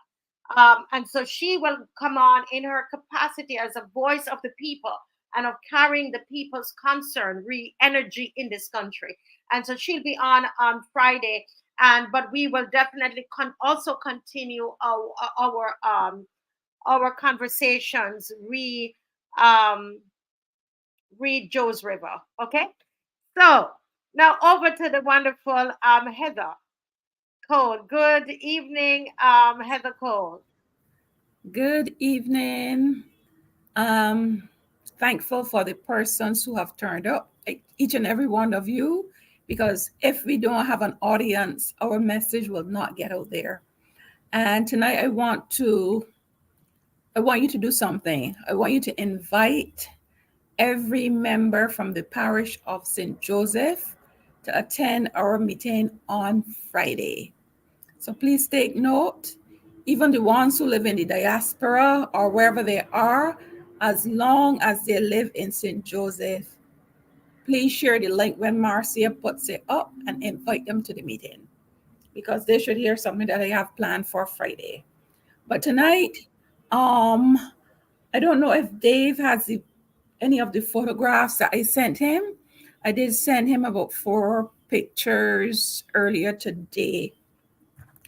But what I want to discuss is the fact that the developer of the company called Water Investment Inc., is that they are also doing other developments in St. Joseph. So it's not just 10B on the river and that mansion there. One of the pictures, this is the area there, and it's near a cottage named Bathsheba Cottage. And it is it's on Highway Z. And Highway Z is from about Hillswick to Tent Bay. So it's in Bathsheba proper, okay? And on that highway, the government, can you freeze that picture there, Dave? This used to be a hill, and it is being leveled. I don't know, not in all my years of living in Barbados have I ever heard of development taking place where a hill, has actually been leveled. So to me, that is quite uncommon. I've never heard of it. I don't know if you have heard of it either. So Heather, let me ask a question. Is this only because I'm only interrupting because I want to understand? Did you say the same developer? Yes. The same developer. Okay. Water Investment. Water Investment Limited. So they're doing other developments in St. Joseph. Go ahead, correct, Heather. I want to make sure we understand it. Go ahead. Right. So 10B is not the only one. And so that picture, that used to be a hill, and if you look beyond it, you can see the sea. And it used to serve as a natural barrier. It was much higher than it is now. It slopes up from the sea. So the hill is actually being leveled. So again, I'm glad that Mr. What's his name? The gentleman there who discussed the act. Yes, Clyde Murray. Mr. Murray, yes, discussed the act and what should and should not happen to development. And I'm not sure that this has ever happened before. Perhaps when I'm through, he can let us know if he has ever, when he was in politics, heard that a hill was being leveled for development. And so it is unheard of, in my opinion. So what this does or will do is to change the topography in that area. And to be precise, if people are wondering exactly where it was the hill that was opposite Cleaver's Hill. Cleaver's Hill may be much more familiar to people. And this hill serves as a buffer for the wind coming off the East Coast. So it will leave that area quite exposed. But however, of all things, an apartment building or buildings are being put up in that space. So you can see that currently the excavation is going up. And I am told that each day the person that we know of who is the principal, and I don't know if I can call his name. No, not the same. But this is not the Australian developer. This is the person who has a house on the East Coast in Barbados. He goes to this site every day and takes pictures. Okay, So that is how we know of the clarification connection. is that this person who there's someone who lives in St. Joseph. They go there Correct. and take pictures. Okay, Every day and take pictures to see how the project is progressing. And I know that there are like ordinances that you can't even cut down a tree, right? So if you can't even, you have to get permission from town and country planning to uproot some trees for development. So what can we say in contrast to a hill? I think that it should have been, most likely it would have been prohibitive to level an entire hill to put a building on. To me, normally you can't wrap your head, or you can't even imagine something like this taking place then. Who in their right mind would conceive the idea to even to approve this, to change the natural landscape of Barbados to suit a set of people? It could never be right. So that is what I am. That is my point for tonight, that the landscape in St. Joseph is being transformed right before our eyes. And we would not have known if it was not for Mr. Lewis, who first brought Joe's River and what was happening at Joe's River to the forefront. We would never have known that, yes, other things are happening and nobody has even mentioned them to the public. And for something like this, again, an environmental study should have been done to see what impact it would have on the area. Nobody knows. And it's not good enough at all. So I mean, every time one of those people wants something done, the government is going to bend over backwards and accommodate them without considering what happens to the environment. This is unreasonable and we should not accept it at all. Yes. And let me let you finish. I'm sorry, Heather. So I wonder if there was something specific I didn't get a chance to see. Oh, and in addition to that, I mentioned that it was a hill, and normally the setback from the regular roads are like, I think it's like 23 feet, and from the highway is about 50 feet. None of that is happening. None of it at all. So this is contrary to, I don't know about the new act, if the new act has changed that, but it is contrary to everything that is in the old act in terms of building from the roadway. And I wonder if Mr. Murray had touched on that tonight, because I didn't hear him from the beginning. No. Those weren't the sections that he had touched on. Let me hear some of the others we haven't heard from yet. Mr. The people said I need to get the bell from Caswell. Need to give me the bell tonight because I didn't send the link. And I'm here saying, boy, Caswell must have come home from work late. I'm checking my phone, looking, and they just said, so I get the bell tonight. I get the bell tonight. Mr. Franklin, welcome. We can't have the show. You're not here, man. Thank you very much. But I was on though, I was following you. I didn't miss a word. I was so I figured, well, there's a lot of people coming on, and I could always step back. So because we have the George River issue that we must We cannot allow government to put their friends and family into George River to the detriment of the people who were born and raised in George River and Bathsheba, period. We cannot allow a government that is short-sighted, only thinking of what is in it for me. And when I say me, I don't mean me, Barbados. I mean me, individuals.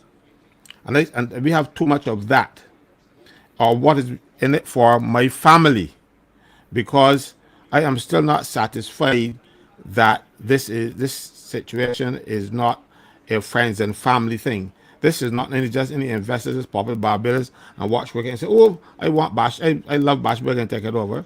You come in, you destroy the topography of the land, you put barriers to the residents. And let me tell you something.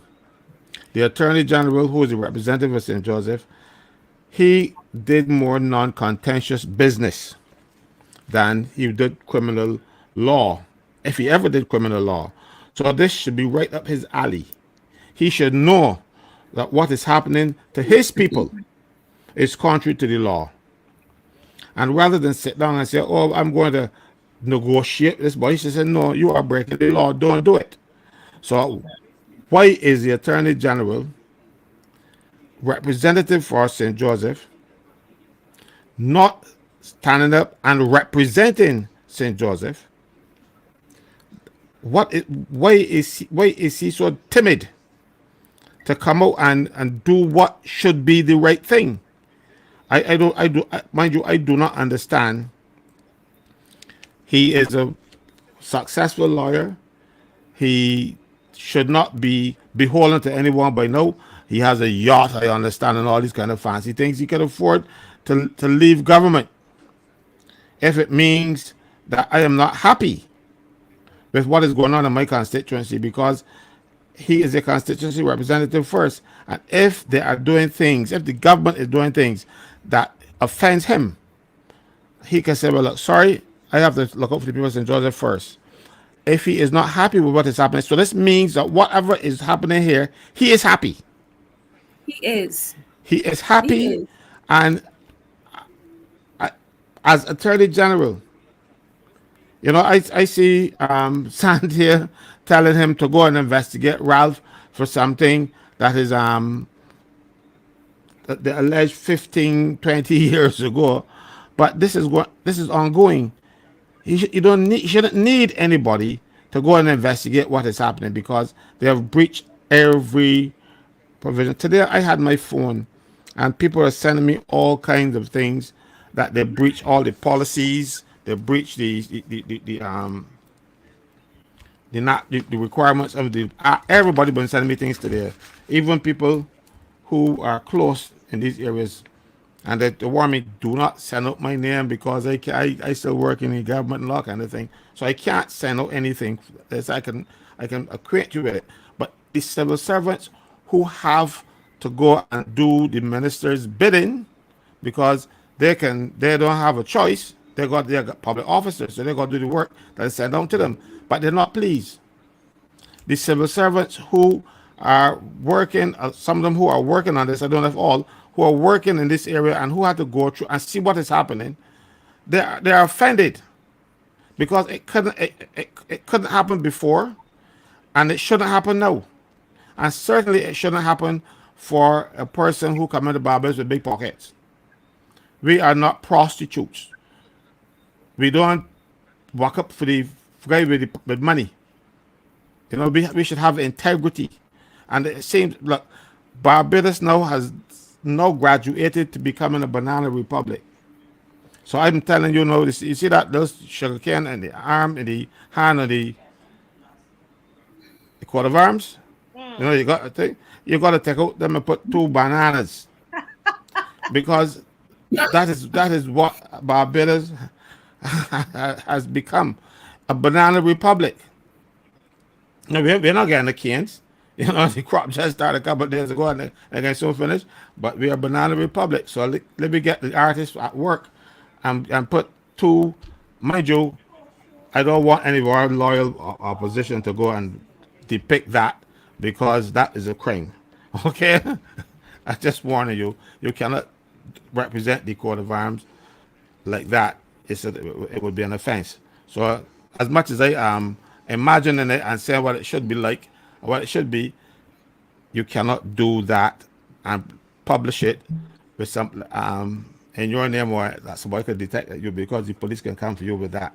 It's a national emblem, and you cannot deface it. You cannot mutilate it. Just like you can't sing the national anthem to another beat, which is also an offense. You can't deface national emblem. So even though I'm saying it should have bananas in it, please don't go and make one, because we have some artists out there who, they jump on these ideas. I can't draw a circle, but I can come up with these ideas. So what I'm saying to you is, Barbados, the people of Barbados need, because it ain't happening to you. They did it in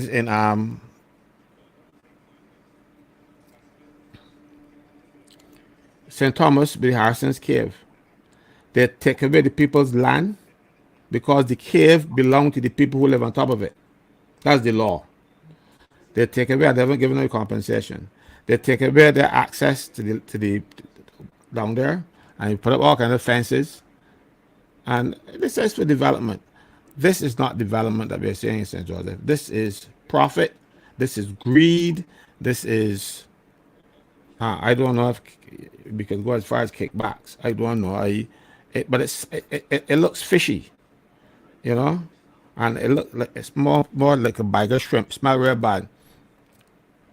So the people of Barbados need to stand and tell this government, you have gone too far. Because when you destroy that coastline, that area in St. Joseph, you can't get it back naturally. It is gone forever. So the people who were born down there and want to raise their children down there, they will go and take pictures now. But not even now, because they're doing so much damage to the place. We don't want that. We want the people of Barbados to enjoy. As I told you a couple programs back, I used to enjoy going down there, in my days when I was trying to woo the young ladies. I would take them down there and show them the spots and thing, and drive everybody duck pond at colleges and college and thing. And I was so sorry when the fellas stole the ducks, and all of that I went through. So I want to be able for other people to do that. And they can't do it if this man come here and put up barriers. And put up barriers to things that are ours. I want to repeat what I said on Monday night. And because I heard a fella from St. Joseph, a fella I thought I had more sense, but I don't know what he's looking for. But he's from St. Joseph, and he's saying, well, but it's development and the land belongs to the man. Yes, he bought it, but when you buy land, you buy it with certain conditions. You have a right survey over that land. You don't, those rights survey are not extinguished. And the people from St. Joseph were traversing that land from time immemorial. So you cannot now go and extinguish those rights. They have no authority in law to say, well, I shut it off. You can't shut it off. It is not you. It is your land, but you can't do as you like. Look, for instance, when you go and you live on the main road, when the surveyors come and survey your land, your line marks in the middle of the road. You ever see a fella put up a barrier and tell the trucks and things they can't pass? It's your land, yes, but you don't have the right to prevent people from passing, even though that you when you buy land next to the road, you buy the land up the middle of the road, and you don't. Nobody comes and say, "But look, so this is something similar." The people in the community, not one individual fella, the people in the community have a right to traverse that land because they always had it, even before he owned the land. So when he bought that land, he bought it with those rights that the people have intact. He can't extinguish them because he has money. And so I don't like the idea of people from St. Joseph who think, they think they're smart, they think they're bright, and I know the fellow myself. He thinks he's bright. I don't think so. I've sat on committees with him, and he was defending this issue. This is indefensible. It is not the man's land to do what he likes with. You see, because look, if this was a piece of land that nobody had a road cross it and all kind of stuff, he can block it. He can block it. But these rights are long established. It is, somebody said, public domain, international law. It is, they call it prescription. You have that right by prescription if you've been traveling there for more than 10 years. If you occupy my land, and I didn't say anything to you, I didn't try to get you off, I didn't call the police, I didn't do anything, I send you a notice. After 10 years, they can't get you off. The court will then say to me that you don't own that land. So the people in St. Joseph own that right away across that land. He can't take it away. Yeah. And the Attorney General, who is a lawyer, should know that. Should know that. And the Prime Minister, who is a lawyer, might know that. Yeah. Well, as Mr. Murray says, ancestral rights. Let me bring Kimar in here because we have a little treat for people coming up of pictures. We're going to use pictures to take you on a journey about Joe's River, right after emancipation to right up until now. We have the two persons from St. Joseph, Mr. Victor Lewis will be with us, and hopefully we just can't remember his name now, just totally slipped me, but the architect who was with us, I'm going to get his name very soon, is going to come back to me. He's going to be with us hopefully as well, and they're going to take us on this journey with images for us to see just a little after Kimar makes his contribution. So this is Kim, new haircut Kimar. Good night, sir. Hi, good night, good night. Happy to see you. Heather, hi, Heather, Caswell, Hi. Right? Mr. Murray, and I think this is one of the residents from Joe's River. Yes, Um, yes, that is Victor. Victor, yes, yes. Yes. So good to see you, Victor, and good to see all of the members of the loyal opposition. It feels very good to have my camera on tonight that I can see uh, all of you. Yes, yes. So I was listening earlier to you because I was watching the show and I was watching Mr. Murray in all of his excellence, presenting as though he was still in cabinet, you know. Yeah. So I follow what he was saying, and he touched on some very critical areas, Marcia, as it relates to the planning and development legislation. No, let me issue my part of my disclaimer and say that this is outside of water. Um, this is actually one of my favorite areas, you know, like planning and development for investment and the like.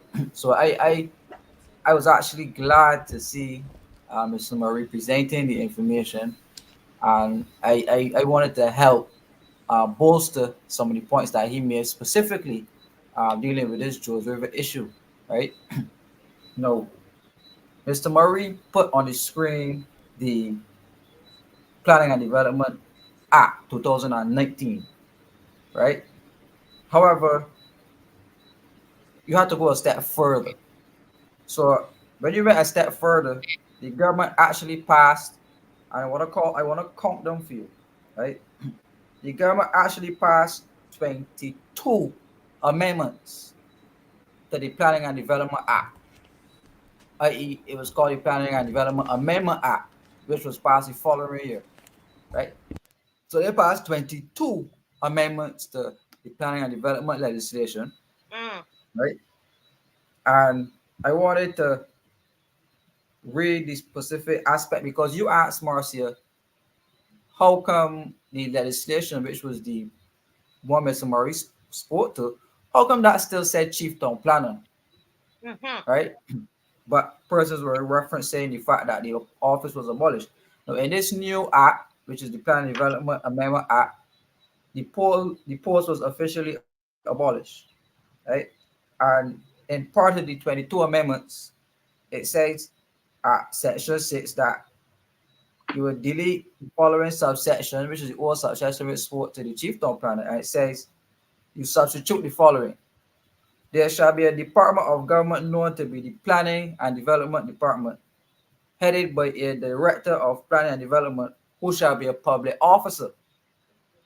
And such number of planning officers, building officers, enforcement officers, and other staff may be appointed to assist the minister and the board in the administration and the enforcement of that act.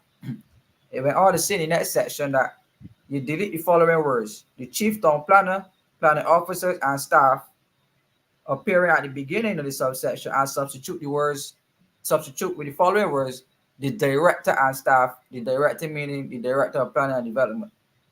Right? I also want to there are a lot of amendments. Marcel said 22 or 23 amendments, so I can't even take the one to go through all of these, right? We asked how a property like George River could end up in the hands of an investor, right?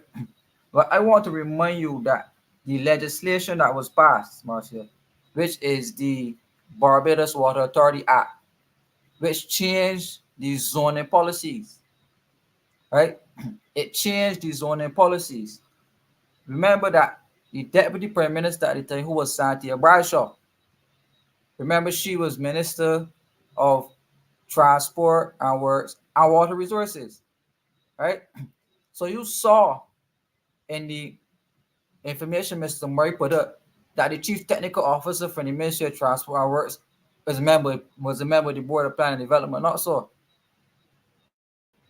right? So if you have people from the Ministry of Transport and Works being on the Board of Planning and Development, right?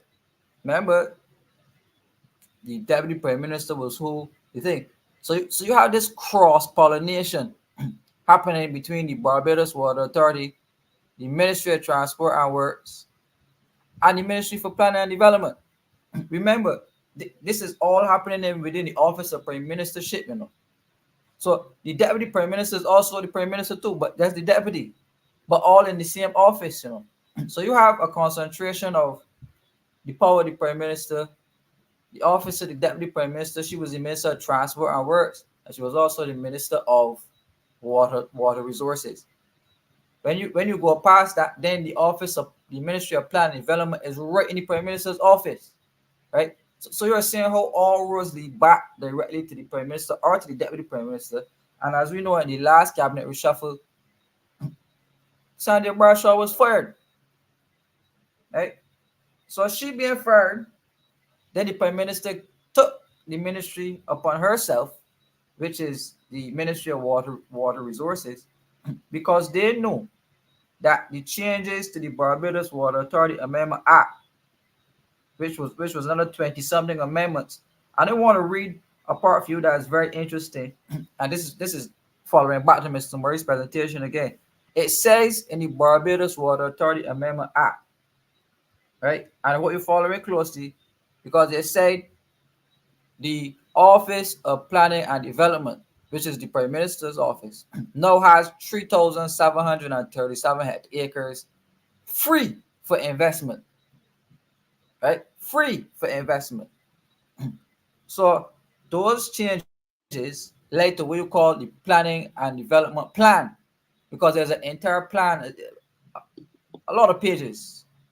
I probably have to show you it, Mark. There's a Planning and Development Plan which spoke to the standards of how we look at planning and development, town and country planning decisions in Barbados. And there's an entire document which spoke to it, right? But it says here in the Barbados Water Authority Amendment Act, it says, this principal act is amended by inserting the following after section 32. The following: relevance to administration of Planning and Development Act. Remember, this is the Barbados Water Authority Act I'm quoting from. It says here, the minister responsible for planning and development and the director of planning and development shall have regard to any order made under Section 27 in respect to water protection zones, and where applicable, any other order or regulation made under this act in the administration of the Planning and Development Act 2019. Generally and in particular, and in relation to the distribution and use of land in Barbados and the preparation of a physical development plan and the grant of permission to one, develop land and to subdivide land for agriculture, housing, or commercial development, or improve, alter, or change, or demolish an existing structure. If you could recall, but let me not get there yet. So what I just said to you and the members of the Lloyd opposition is Yeah. that the changes to the Barbados Water Authority Act, which is inclusive of George River, which is directly in the water zone, right? Right? Those changes remove all of the regulation from those water, not all, but it removed the regulation from those areas, and it, as opposed to it being a protected, or the area being protected, no, under who the Minister of Water Resources under the last land zone policy, you know, have a changing of the guard where the Prime Minister not appointing herself as the person who has the investment decision, but you appoint basically a secretary, a Minister Duguay, to oversee the decision, so that if Mr. Duguay does not toe the line, he could easily be removed or fired because it's not a standalone ministry per se. Right? It has been a ministry brought right into the Prime Minister's office. So when you deregulate the zones and then you pass an amendment like that, which says now that the minister responsible for planning and development, which is the Prime Minister, can now make whatever decisions necessary according to the Barbados Water Authority Act, which manages the water zones, Marcia. And if you listen to Santia Bradshaw is saying now that we have 3,737 hectare acres under this new Barbados Water Authority Amendment Act for investment. So how is it now that the Prime Minister of Barbados, right, through the Barbados Water Authority Amendment Act, an institution that she's now taken over for herself, right, to build the Jobby water, second, but first things first, I hope you're following me. Yes. With the overtures that I'm making here. The regulations of the zones, Marcia, does not only impact George River.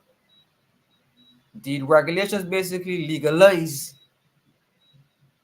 decisions like George River, so that you have no legal recourse to it, right? So although you have partially legislation and some are recording it about revocation, yes, revocation is fine. Revocation is possible. But when you have all of these interlinkages in terms of legislation, the Ministry of Environment, the Ministry of Water Resources, the Ministry of Transport and Works, right? And the Prime Minister's office, you see how much red tape you have to swing and sway through before a decision is made on areas like George River, right? All because, again, Santia Bradshaw, who felt that she was large and in charge, was used as a complete scapegoat, Marcia. I mean, not scapegoat, but she probably knew about it and probably participated in it. To have these different ministries commingling with each other, and I keep calling them all the time because I want you to hear them, right? The Ministry of Transport and Works, their technical officers are involved on the planning board, right?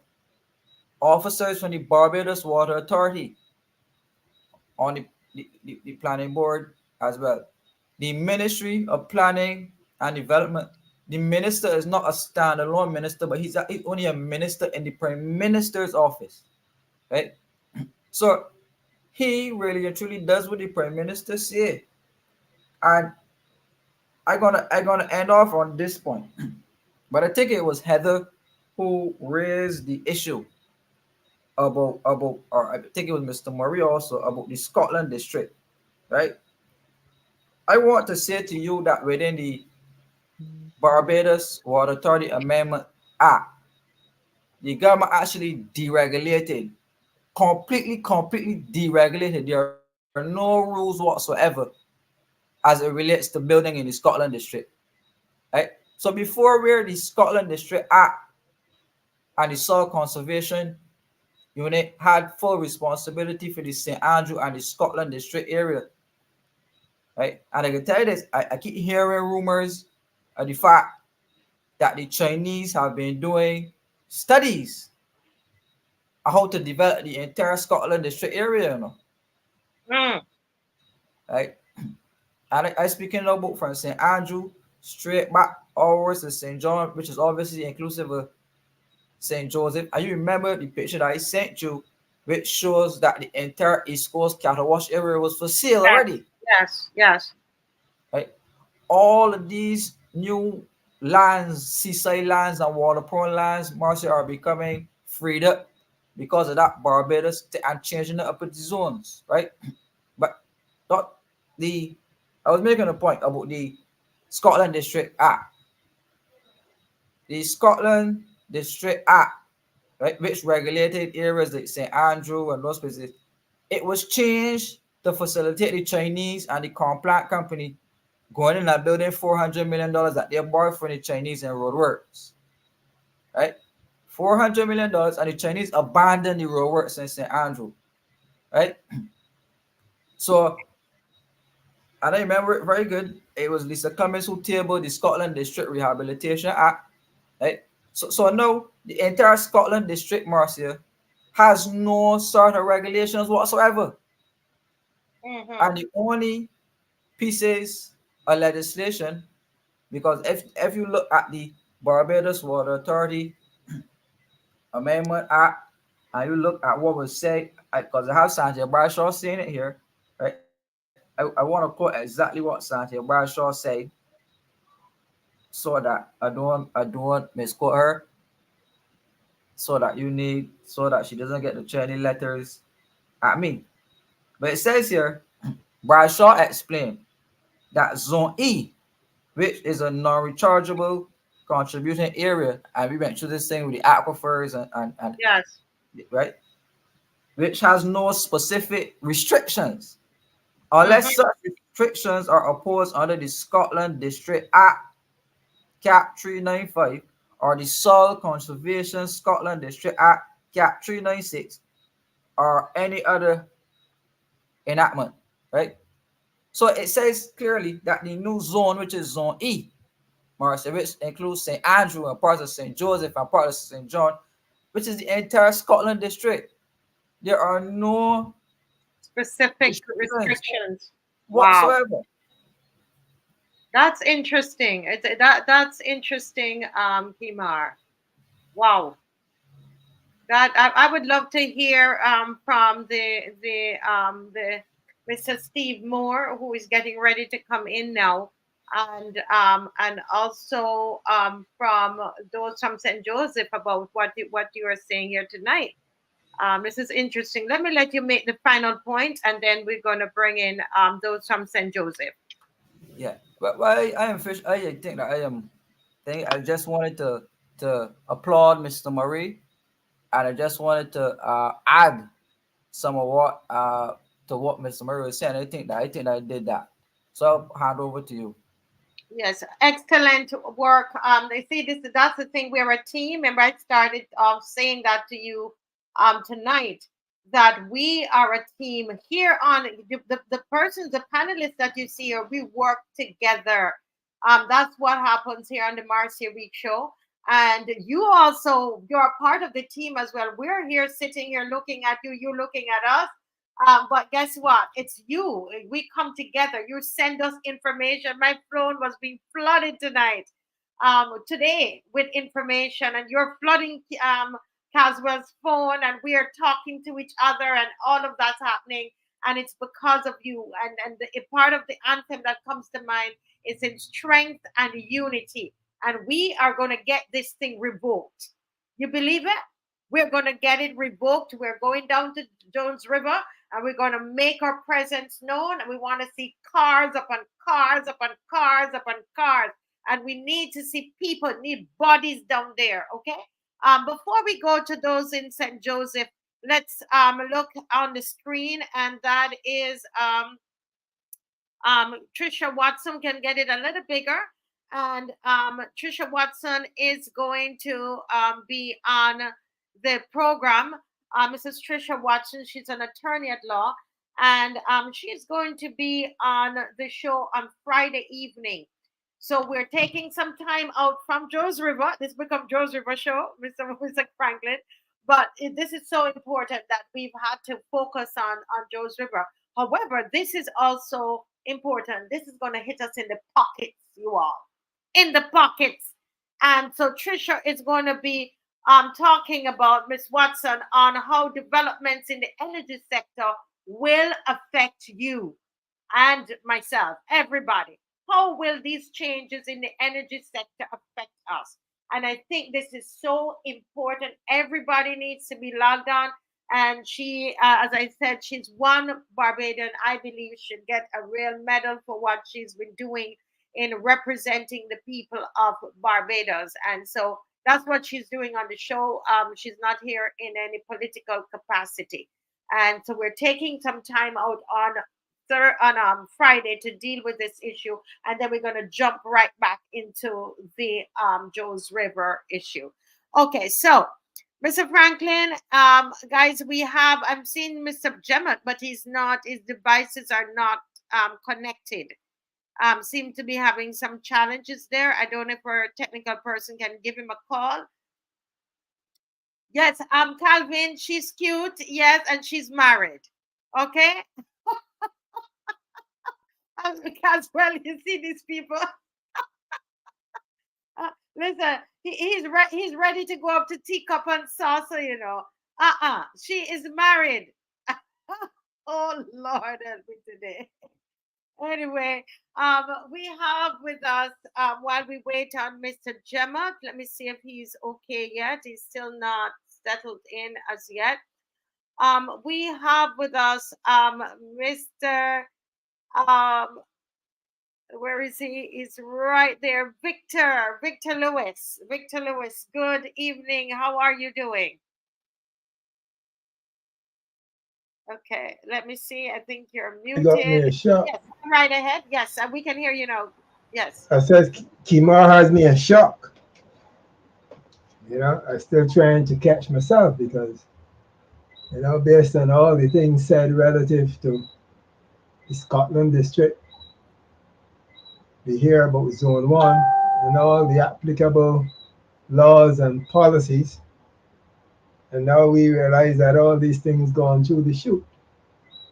We realize that all the social impact study and environmental impact study that I thought would have been applicable to the Jones River project, you know, I'm sure that that would have been applicable to the one there, the other Water project and that is opposite the Soup Bowl area. It's the bottom of Cleveland, but it's opposite the Soup Bowl area. And, you know, I'm confused.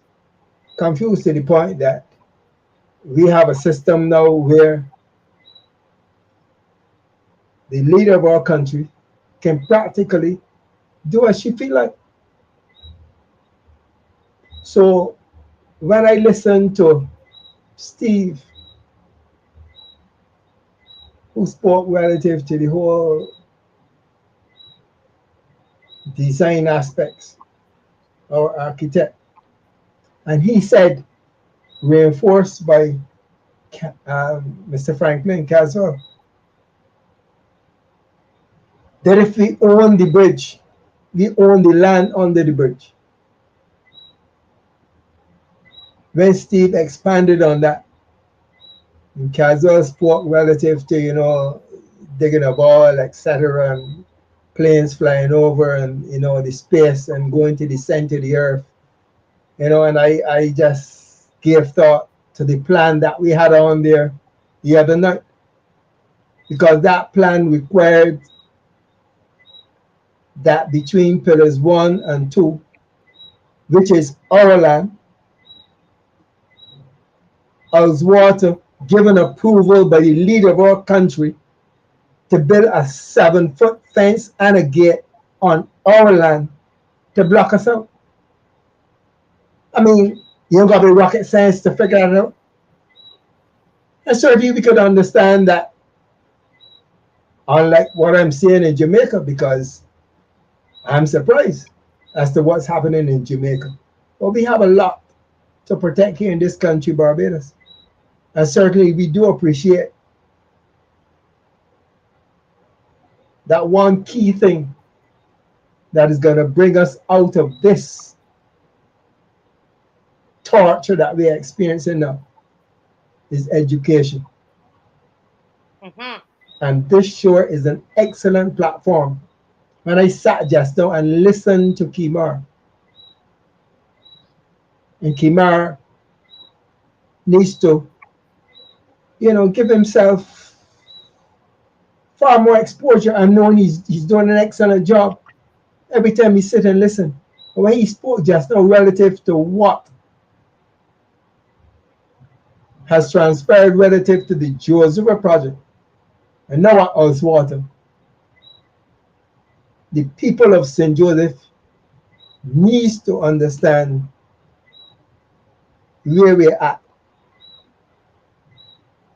with respect to any kind of development now in the area of St. Joseph. I want to speak to another area, because those photos just now that showed this second Oswater project, you would have seen some large rocks. If the person can pull back up the photo that was there with yes, we're going to try Heather. to put up the photo that Heather, Yes, where that you the mean where photo, they had. yeah, the photo was looking from east to west. From east to west. No, not that one. Keep going with the photos. Yes, right, that one. Hold it right there. That's it. Beautiful. Could have done better. Put it back. Go back to that original photo. Go back. Go back to that photo. The one that shows or hold it right there. That's our old train line. You see the rocks there to the right? Yes. It is said that if you're in the sea, in the area of those rocks, the area where looking at where you can see the water, that is Soup Bowl. If you out there, if you come in Soup Bowl, you will land on the sand. You're safe because the sand is ours. But if you come here by these rocks, according to our parliamentary representative, what he's saying to us is that the minute you step out of the water, right in the area by these rocks, you're on that man's land. Oh. So you got to come in at High Rock, which is above there where that vehicle is. Where the vehicle right there, that's High Rock. And to the other side of those rocks is Soup Bowl. So if you come in there by those boulders, you are on this man's land. So we were talking the other night about that large rock there opposite Bathsheba Park. I don't think that's the rock in question. These are the rocks that are in question.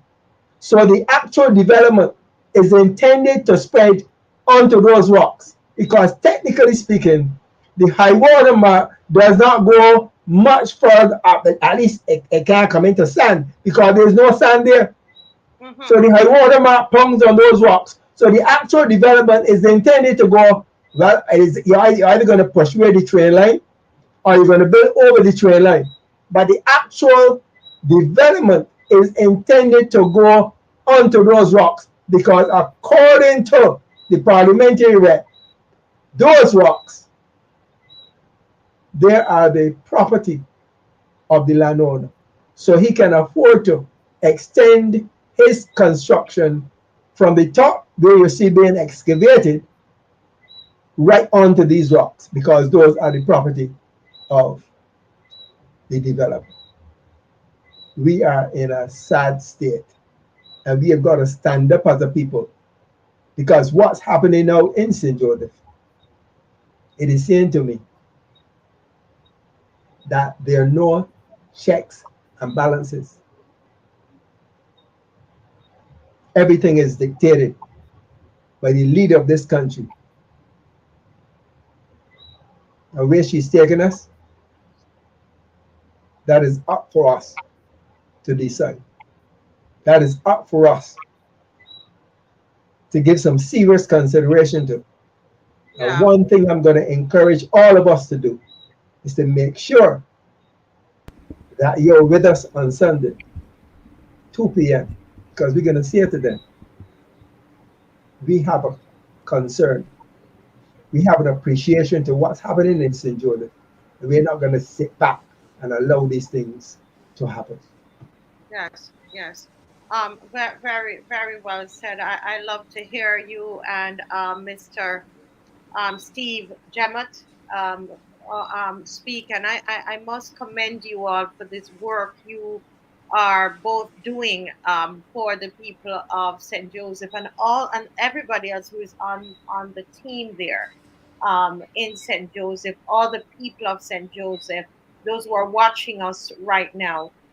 Everybody, we are working together. We're doing this together, and we are going to come there together on Sunday at 2:00, right there at St. Elizabeth Primary School. And I know a little later in the program, which is not much longer, you will tell us, Victor, about if there's any transportation. People have been messaging me, any transportation from Bridgetown that can be arranged for them. But before we do that, let's bring in our architect, Mr. Steve Jemmett. And Mr. Jemmett, you sent me some beautiful pictures tonight, and where we could see from you're taking us on a picturesque journey.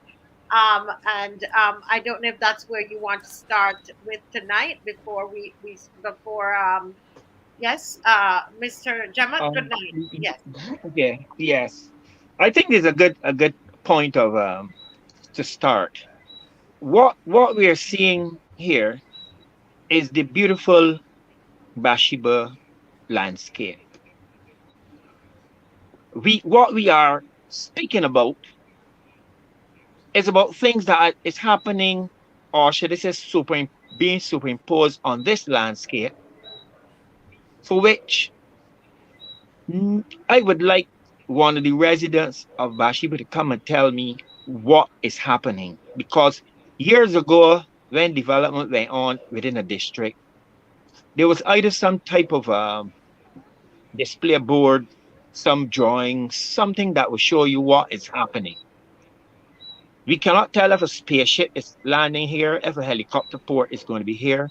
Nobody knows exactly what is. There's a lot of hearsay, right, about what is coming on here. We know, we hear that, okay, there's villas and so going on in one section. We understand that there's a wellness center on the other, but there's no information to the people in Bathsheba as to what is really happening, what they're bringing to our shores. And that is one of the sad things I find in the development of any area in this world, because I would like to know that if something is happening in my area or in my country, that at least I should know what is coming and how it affects me. So I understand that, according to the codes, safety codes, and so that there's normally hoarding put up around a site in order to protect any debris or any vehicles or anybody wandering on the site, or perhaps even safety of the materials on site, or against pilferage of items on the site. I can understand that.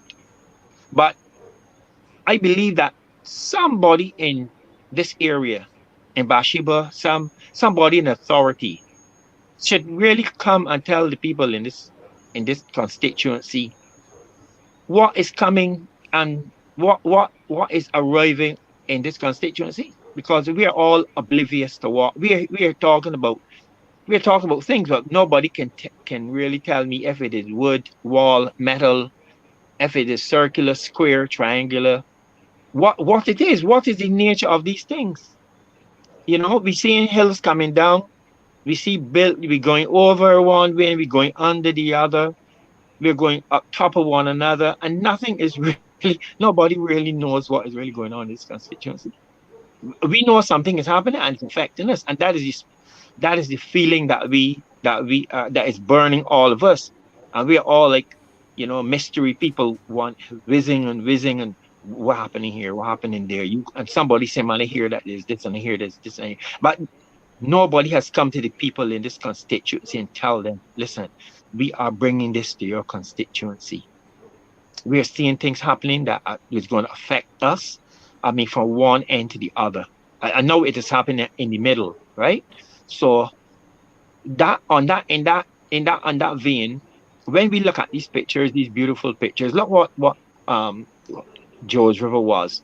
That was when it was a ruin. That's when the bridge was a ruin, and the black thing that you see spanning from column to column, that was the water pipe that bring water from all in Belle Plaine all up to Foster Hall. That was a steel pipe that actually held the columns together. Above it is just brick concrete that has broken away. Some of the steel you can see exposed. That was the train line, the ruin of the train line. And you can see the beautiful ruin that it, you know, the beauty that was there after the ruin. I mean, you could almost look through transparent like a mirror and see the trees in the background. And although you can traverse on it, you know, at least you could see, we could go into the river and we could play with the, you know, fish and do things. But now what we are being told is that we have a flyby. We are put to do a flyby. So we can only walk past. Look, you see the people up there in here? Look, the two persons up there on top of the bridge looking over. Yeah. And that was if you look at the bridge, you'll see the extent of the mouth of the bridge, of the river. You can see how wide it was and how the terrain was. And those are the columns, those large columns, those are the columns that were there. And that is George River, the mouth of George River, in a sense. So, Right, Mr. Gemma, let me just say that if we go back to that picture, please, that people need to see, and you can correct me if I'm wrong, but it is at these columns that the proposal is to put 7-foot walls to block up these areas. Am I right in my understanding? From where the men are standing, I think that is the section that's going to be left open. That's where the water is coming down. That's you see. So what thing is saying that we are being really put in the water. The other side is which is going to be blocked entirely with the 7-foot high fencing. Right. So there'll be no access on the land from the land. From the land. So we have to walk through the water. Walk through the water. So Mr. Okay, I understand. Yes, continue, please. Yes. So you can see that we will all be traversing through that wide area. But the other sections, they see those sections from where the coconut palm is all the way back left. All of that there will be blocked off. So the right. Mr. The first two columns towards the left. The spaces between the columns will be blocked. Will be blocked. So these will be blocked. And so my understanding from Mr. Victor is that he's asking for us to go through column number 2. Yes, that there to actually go to the water. Now, what I can tell you here is that you see that large wall there that your cursor is touching. That wall is about over 25 to 30 feet. That wall there, and up to 15 feet on that wall. Sometimes up inside the water comes that high when the river breaks away. The Wow. water comes all the way up there because you can see the watermark when you go up, when you're walking up there. So the water comes all the way up there, and their boulders almost could be 7 feet in diameter that comes down, that tries to roll the way down to it. So what I'm saying is that is very dangerous. And one of the things that we are asking for is safe access, right? We thought that we used to walk on grass, but now we will have to, ask the Lord Jesus to help us walk on water because we cannot go through no grass anymore. We won't be able to come on that land. And the funny thing is that area, if you see what it is now. Look, if you look at this picture here, you will see where the back in that thing is back in what all the back in the 18th century, where those people were washing clothes in the riverbed. So you see how the extent to which the river mouth has been reduced. That is the second column that you are looking at, that the lady's head as she bends down. Her head is at the second column. No, the next one. The next one on the left, going left.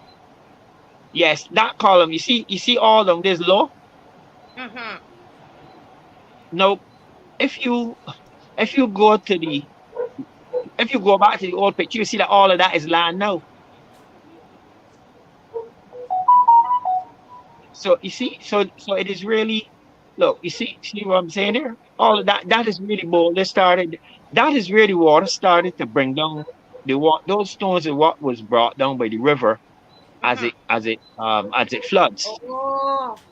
Oh. You see? So what I'm saying is that area started to boulder off as a result of the river coming down. Mm-hmm. And since the water authority, not because of them, but from the time that spaceship dropped, that piece of the spaceship dropped right almost in front of that area, I started to see some excavations going on in which they push the boulders now and create that we call it revetment or something. I don't think it's a revetment because I don't think the water really comes from that direction. The water comes downhill.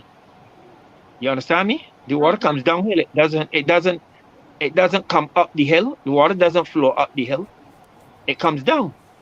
So what I would interpret that to be is reclamation, land to reclaim land, because you have actually bolded off up to that last column there, that center column, right? So I'm saying is that the beauty, look at this, the beauty. If you look at the photos before just now, you will see that no, where these men are standing, that water right now what they're doing, they're cleaning off the bridge.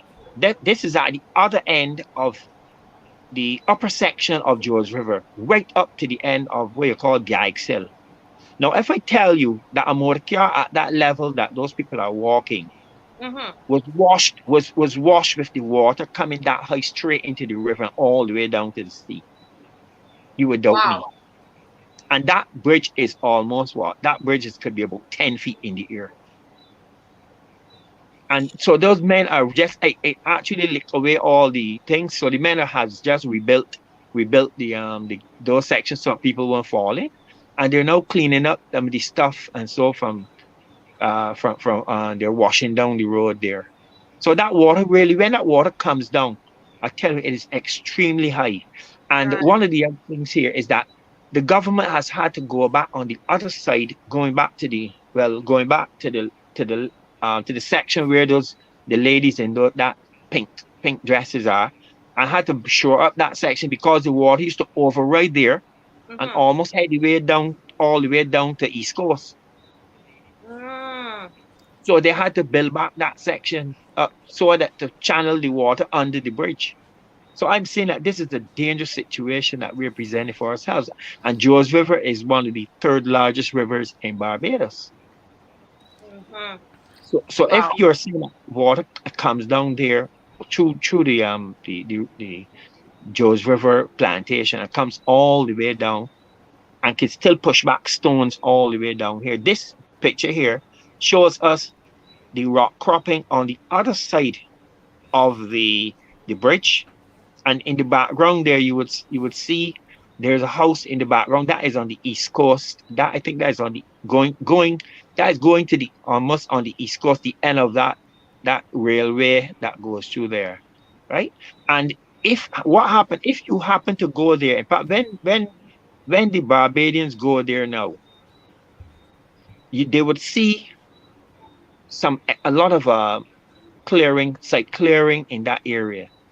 And when you look at it, you could see that it has all the vestiges of a resort. It looks like a resort. It looks like something that you can imagine villas. Mhm. And I believe that is exactly what it may be.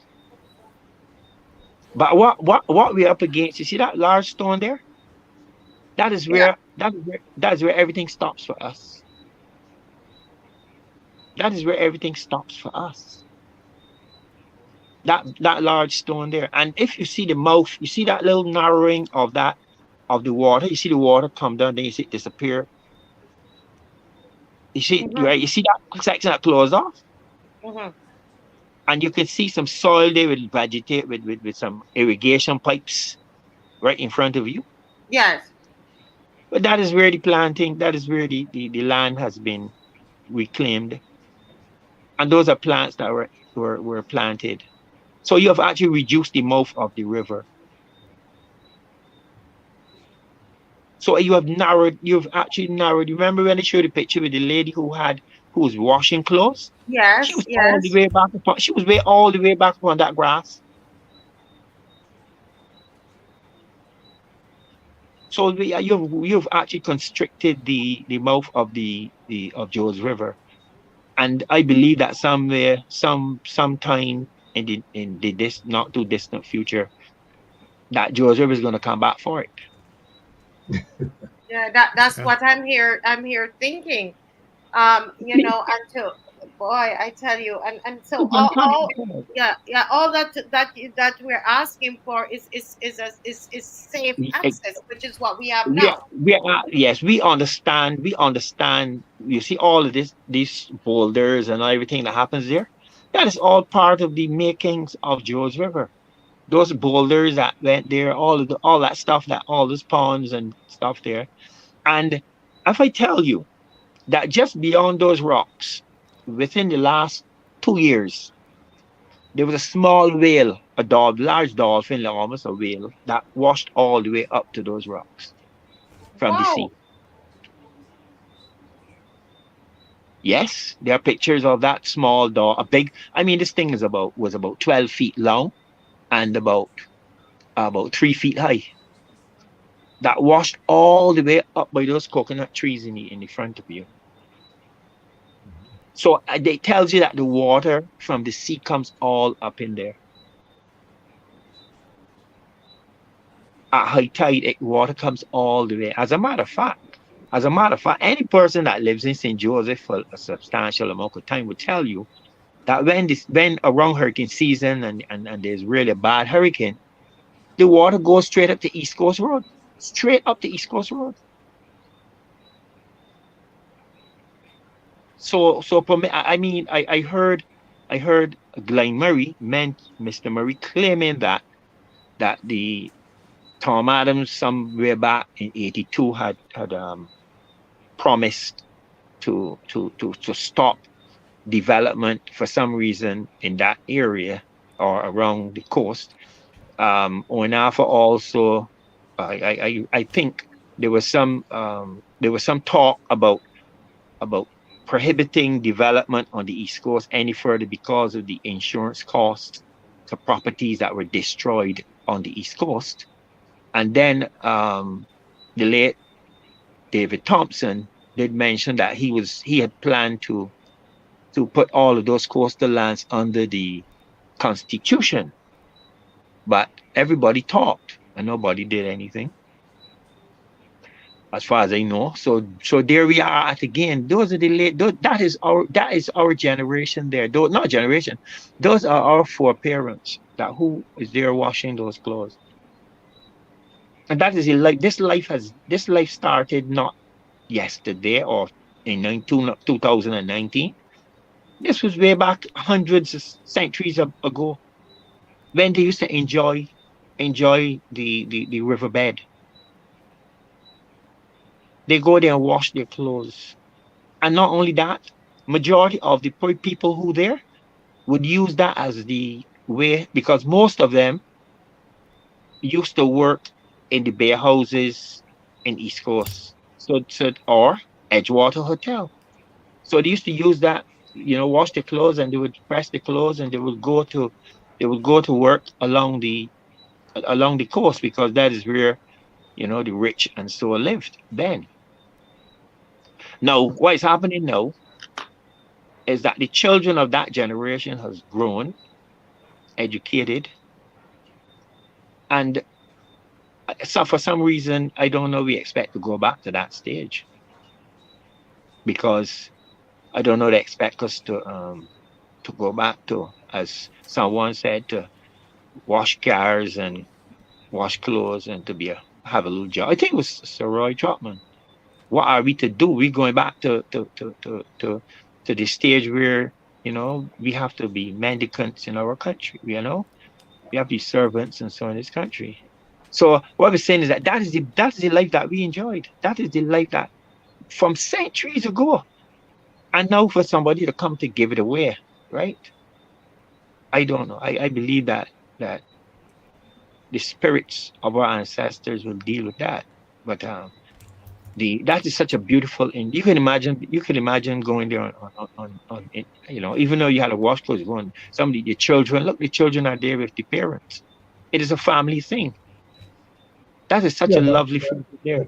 but Steve, you know, many times we go down the coast and we see so many families down there just relaxing, enjoying the river. They're hiking, they're going to pick up and salsa, they're playing in the water, they're fishing, they're doing so many things, you know, and it brings joy to my heart to see people doing that. But, you know, when I listen to the extract there from Jamaica that Mhm. says what is happening in Jamaica now is that they don't want the nationals around. The developers come in, they take up the beach, they build the hotels, and now these areas become an exclusive zone. And it Um, just echoes in my mind what a good friend of ours said, mhm, you know, Mr. Oliver, that they mhm. don't want us around. So what is Uh, happening in Jamaica, it appears to me, the whole concept of not wanting us around is that we don't want to see you in the area. So whatever we can do in order to set barriers up, psychological and otherwise, we will put those structures in place so that just now um, you don't want to tread. Louis, let me explain, not explain, but let me enlighten you as to three cases in Barbados that at one point in time the government did act and prevent. Well, not one, two. It were two of them. One, there was a guy who just just at the mouth of Roundhouse, just over that side where that water comes through, that gully, that where that water comes through. Mhm. There was a proposal by a doctor to span that gully and build a massive house. And over the wall to the beach, he was planning to put a pool on the beach. That was one. That was refused. The beach was refused, not the house. The second was Paradise, where a famous guy came to Paradise, knocked down Mauritania, Porsche, and all of those lovely buildings that form Paradise. Went to cut down some trees, mahogany trees, 3 feet wide, and we stopped them. We stopped them. Town planning. They had to apply for permission to cut down those large mahogany. Mahogany trees were like 3,000 years old, and some were 400, 300. And the town planner had moved in to stop them from cutting down those trees. Secondly, one of the developer. His concept was to put a pool on the beach, and that was refused. He got vexed and he left Barbados. And y'all know who I'm speaking about. He went to La Toc and he got permission. Now I don't know if government believes that, because if you aggrieve someone with a lot of money, that they would take the money elsewhere and we would get lost. Sometimes we have to stand up for our heritage and don't let people come with money and buy us, right? So I'm saying in those two cases, the government acted prudently in the interest, and those people, one stayed in England and the other went where he's 6 foot under now, the other one. But right, but at least we've been able to quell that type of behavior that came to our shores, right? But sometimes people don't stop, and I guess in life sometimes you have to check some. Some people say when you get it, you deal with it, and I believe that we should have dealt with it. But if we let it happen, it means that the persons that like Lenny St. Hill and those people who would have acted on our behalf are gone on. Should laws change? Should precedents be thrown away because these guys are no longer around to fight for us? The McLeans and the St. Hills, and I see them all, that came to Barbados and helped the common man to fight this fight for the local and for our. And one of the other things that I must say is this: I believe that even Sir Grantley is rolling in his grave to know that what is going on, because he used to live right between these two developments. I don't Sir Grantley Adams, and every morning he used to walk with a stick. This is what I heard when he lived in Bathsheba. That he used to walk this same. You see where that hill is that coming down? That is where he used to start his walk. So if you are going to be talking about the Sir Grantley Adams, then I believe that you should honor him in some way. But if Sir Grantley had to come back and realize that he got to look over a cliff because you cut down his road, that's something that really sometimes you wonder if, as things change, why do we have to sell to the highest bidder, right? It's really sad to think that Sir Grantley Adams lived right there where that hill was. He lived around there, and he had to walk. As I said, people say he used to walk that road every morning with a stick. Excuse me, Victor or Steve. There is a notice on my phone about a property called Cornwall between George River and the Ridge. You know about this? You know this property? Yeah, yes. No Cornwall, yes. This is also owned by the same developer. Well, I'm not sure. I'm told this is the information I'm getting. This is so I'm trying to verify, because that's where the people used to go when they were not in power for the parties. This is what I'm seeing here on my phone. I was asking if you know the property, if it's actual real property call. So because somebody have to verify the information that sent to me. Well, coming up a young boy, I was always told that Barbados economy was always planned in East Coast. You ever heard about that? Well, don't bash it, but no, it's not done in Sandy Lane. East Coast. That the economics of Barbados used to be planned in East Coast, right there at the mouth of the bridge, just around there. But yeah. So the issue with Cornwall is really that Cornwall. I think Cornwall is now an entertainment building. It's not.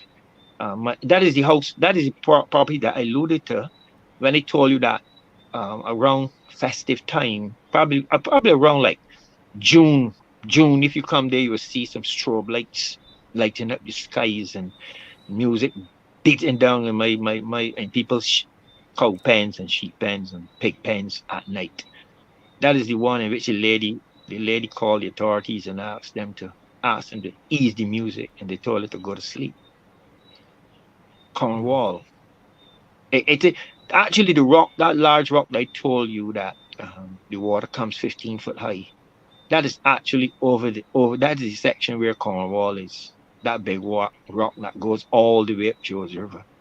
It is behind. You can't get up, but you can't get up there.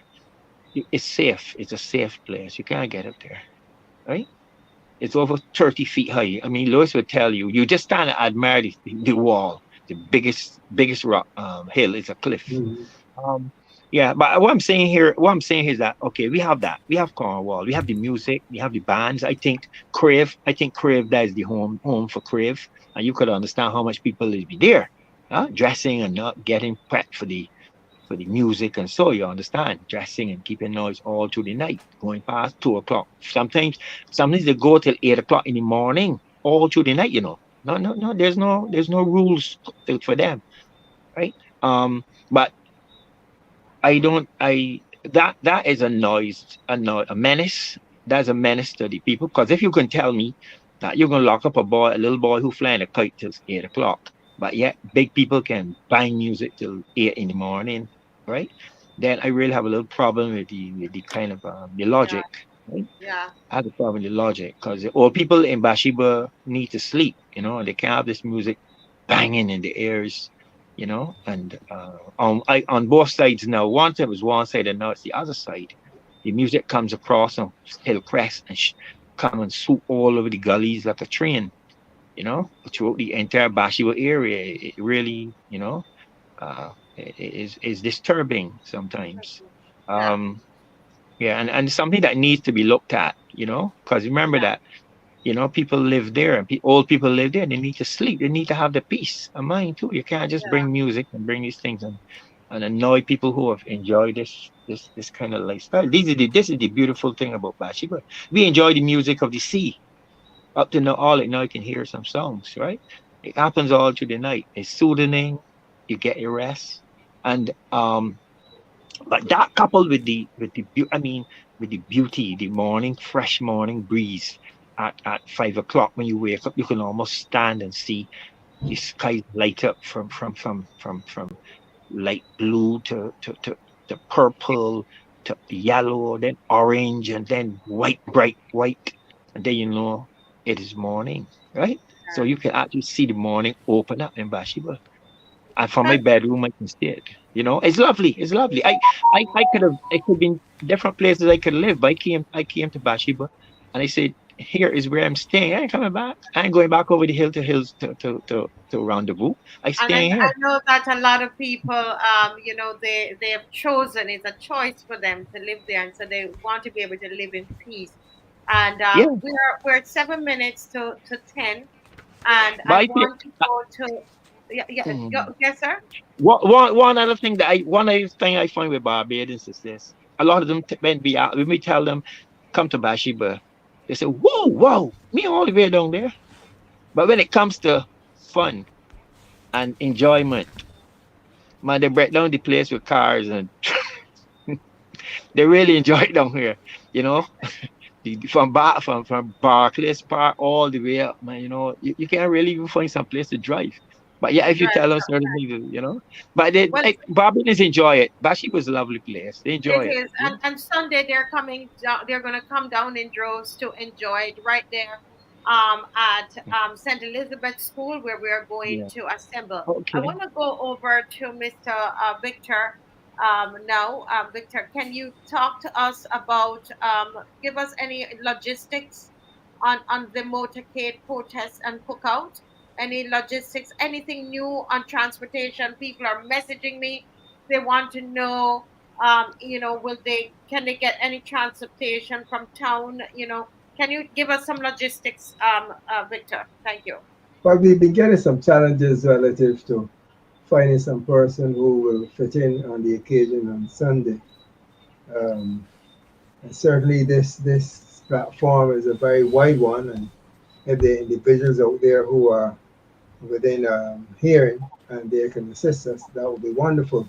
But outside of that, we do appreciate the fact that there is the Bathsheba bus leaving Bridgetown to Bathsheba, and there is also the bus leaving Spikestown to Bathsheba. So there are two buses really that will be coming to Bathsheba around that time. So there is a bus for sure that leaves Spikestown at 1 o'clock to get to Bathsheba for 2. You just get off at the top of Geyser, and straight in front of you is the St. Elizabeth Primary School. And if you're coming from Bridgetown, the same thing applies. When you come to George River, you're coming down Joy Road, come down Horse Hill, down Joy Road, you're on to the George River area, you get off the bus, and there you are at the primary school. So it would be a wonderful thing if you can get a bus to assist, but at this particular point in time, it poses somewhat of, I wouldn't want to say a challenge, but in terms of getting volunteers to step up and say we will assist, we haven't had that as yet. Mhm. Relative to the actual directions for the motorcade in itself, um, we're looking to leave the St. Elizabeth Primary School. We're going through Joe's River. Then we're coming on to Gagshill. We're coming up to St. Elizabeth. We're going around Foster Hall, St. Joseph. And we're coming on to Beachmont and going to the Beachmont area. We can take that area, pretty slow because in terms of the audio, then we are hitting east to west. So everything west of us when we come down Beachmont will hear us quite easy. So we will take our time to go through there. We will have a wonderful time when we get to the area of the Bathsheba Park because there will be lots of folks in that area. Then we'll be able to see all the photos shown there at the bottom of Dennis Money where the excavation is currently taking place and the boulders in front. Then we'll take it up Cleaver Hill. I mean, the same thing will apply. Everybody will still be saying to us. We're coming on then over to Phillips Road. And Phillips Road, that population, and there's a very large population where a lot of folks, I think, will be quite excited to see us and to hear what's going on. Then we're coming on back then to the area of St. Elizabeth Primary School on the top of the Cleaver Hill area, and we're going to make it our way into Hillswick. Now, Hillswick is a very prominent area because that's where Mr. Steve lives, and to the west of Steve is the same area there, the Cornwall House, and that's to the west of Steve. The road to the west is called Coxhill, and that takes you down to the East Coast area. And individuals attending the activity on Sunday will be able to see all these areas and get a hand on a first-hand experience as to the wonderful area that we enjoy. Now, Brother McDonald Barrow, uh, we have things on stream for the plan for the cookout. It's going to be a wonderful experience. I looked at the weather and thus far we expected to have a beautiful day. And I'm certain when we come around that time, lots of folks will be able to go on top the teacup and sauce to get a first-hand experience. You can probably take a little tour up through the gully and a tour down. You can go on over to Catawash. You could even walk up Coxhill, going check Cornwall House. So it would also be a wonderful educational experience for all of us on Sunday. Yes. Um, And I know that there are some people who are going to want to donate. So any donations at all that you have, you can bring it to Unity Workers Union, 6th Avenue, building number 5, on 6th Avenue, Belleville. That's Unity Workers Union. If you have donations, because we will have to book the truck. I think we do have some money left back, but it's not enough from the last March that we had. And but we would need some help to get our sound system, which generally I don't know what they'll charge, but usually the price for it is $800. So the sound system, we do rent a truck to put the sound system on, as well. So if you're interested in helping with that, as you always do, you can take the funds to Mr. Kazan Franklin, right there on Unity Workers Union. That's number 5, 6th Avenue, Belleville. Now, What about the cookout? There's some people want to bring breadfruit or anything you want to put in the pot. Want to put Mhm. something in the pot? You can.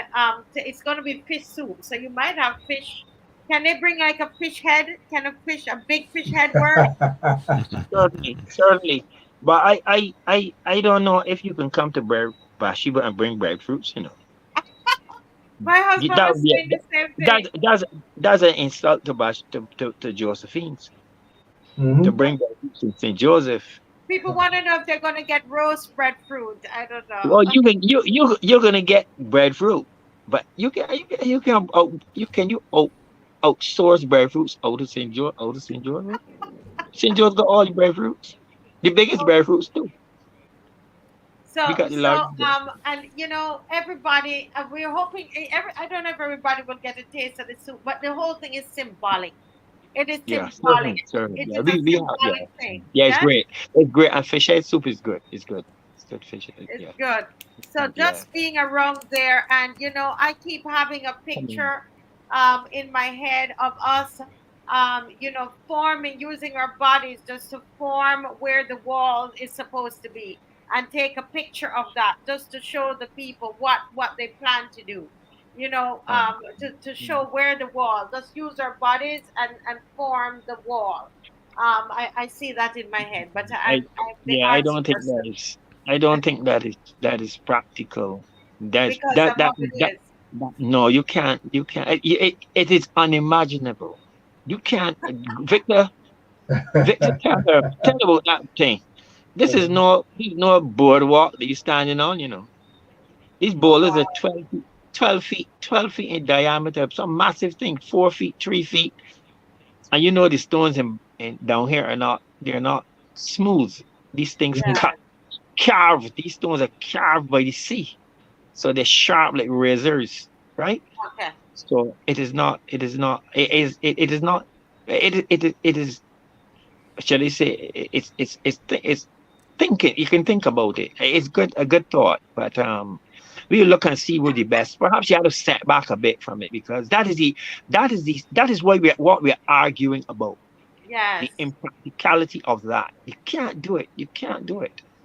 Can't Yes. do it. It's Yes. impossible. Yes. Yes. It's Well, impossible. I don't want to pour cold water, but I would advise people to bring along somebody with you because the bus that comes down to Basha is owned by the government who controls the government buses.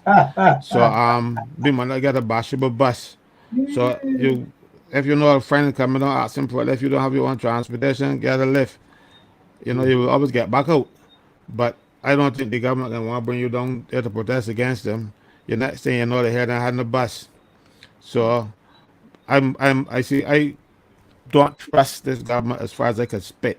And they can spit fairly far. And I don't trust them that far. So if you're gonna come down and you know somebody's coming with you, bring down your car load. I think that's what we need. If somebody want to come down with me, I'll bring you down. I don't know if I get back a horse sell the old car, but you will get out and push. Yeah. Um, So it's a please yeah, bring your yeah. friends, come, and if the bus comes, then so be it. But don't rely on the government buses to get down there. yeah. And in light of the fact that we weren't able to get to work, because I think what we were thinking of, Victor, is to Mhm. get a bus that runs the route, and we say, okay, well, we work with them, but if we're not getting that, then it's a matter of whether we will know by Friday if people have donated enough for us to be able to get a private situation where a certain number of persons can go on that bus at a certain time.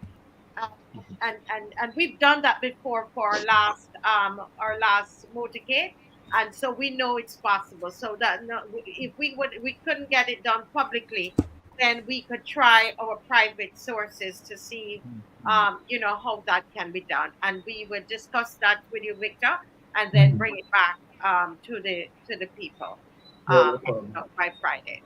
Yes. Yeah. Yes. When there. I mean, this is just a thought here.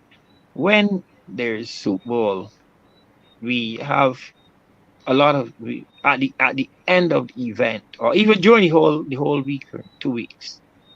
There's so much camp set up on the beach. All these people sleeping. People don't live here. They don't. A lot of them don't live here. They sleep on the sand. So if you all want to camp out, fine, man. If you want to camp, you know, Ah, you're welcome. You're welcome. You're welcome to stay till morning. You'll get to see. No, I recall when I first came to Bathsheba. I used to see a guy sleeping on a bench up what is now Hillcrest.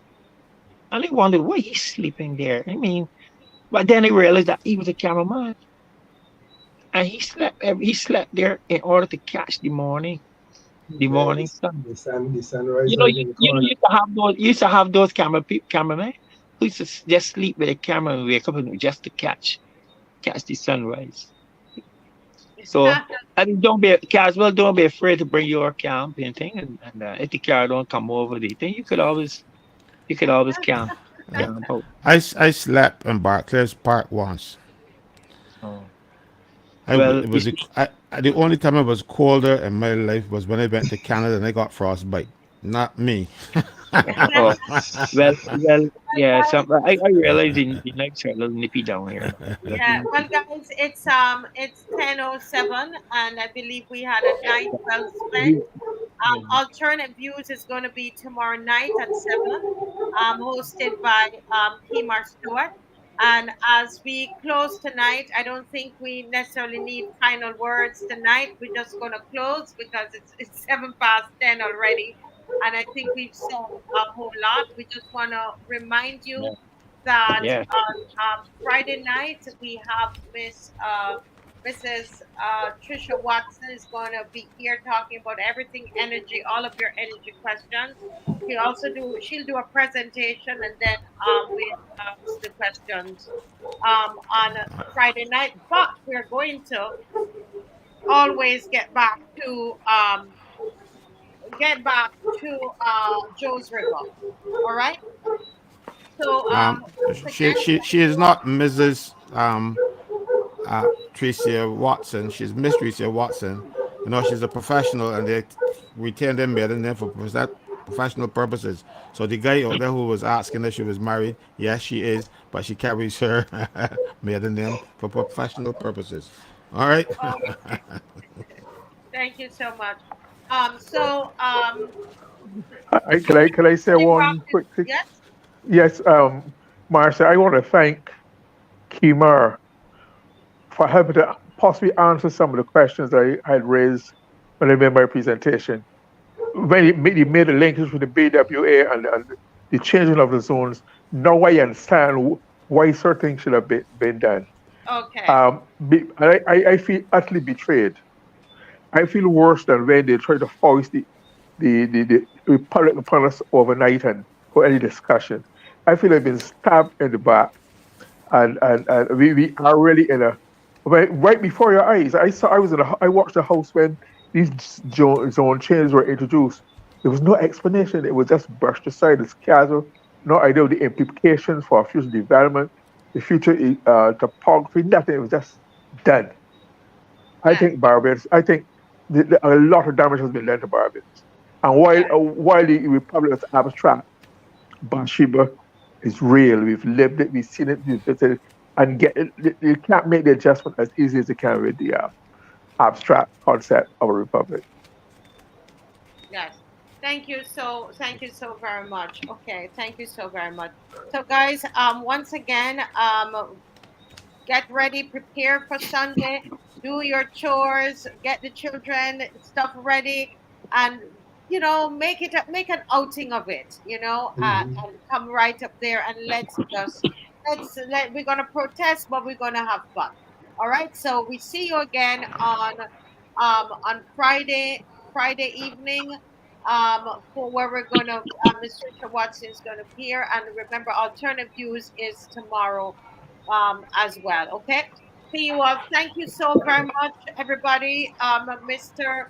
Murray for kicking us off so strong. Heather, for we're grateful that you brought this subject to the Marcia Week. So thank you, Heather, and thank you so much to Mr. Franklin for joining. Thank you so much and for his contribution. Thank you, Kima Stewart. We thank Mr. Victor Lewis and Mr. Stephen Gemot. Right. Thank you to everybody for joining and making your contribution. Of course, our guest, our regional guest, who was Mr. Lloyd. Thank you so much for being on, and we're going to keep in touch with you. Make preparations for Sunday, people. This is our birthright. This is our birthright. Thank you for all the information that you brought tonight. God bless you all. Bye-bye. Have a good night. Bye-bye. Good night. That Marks nor English.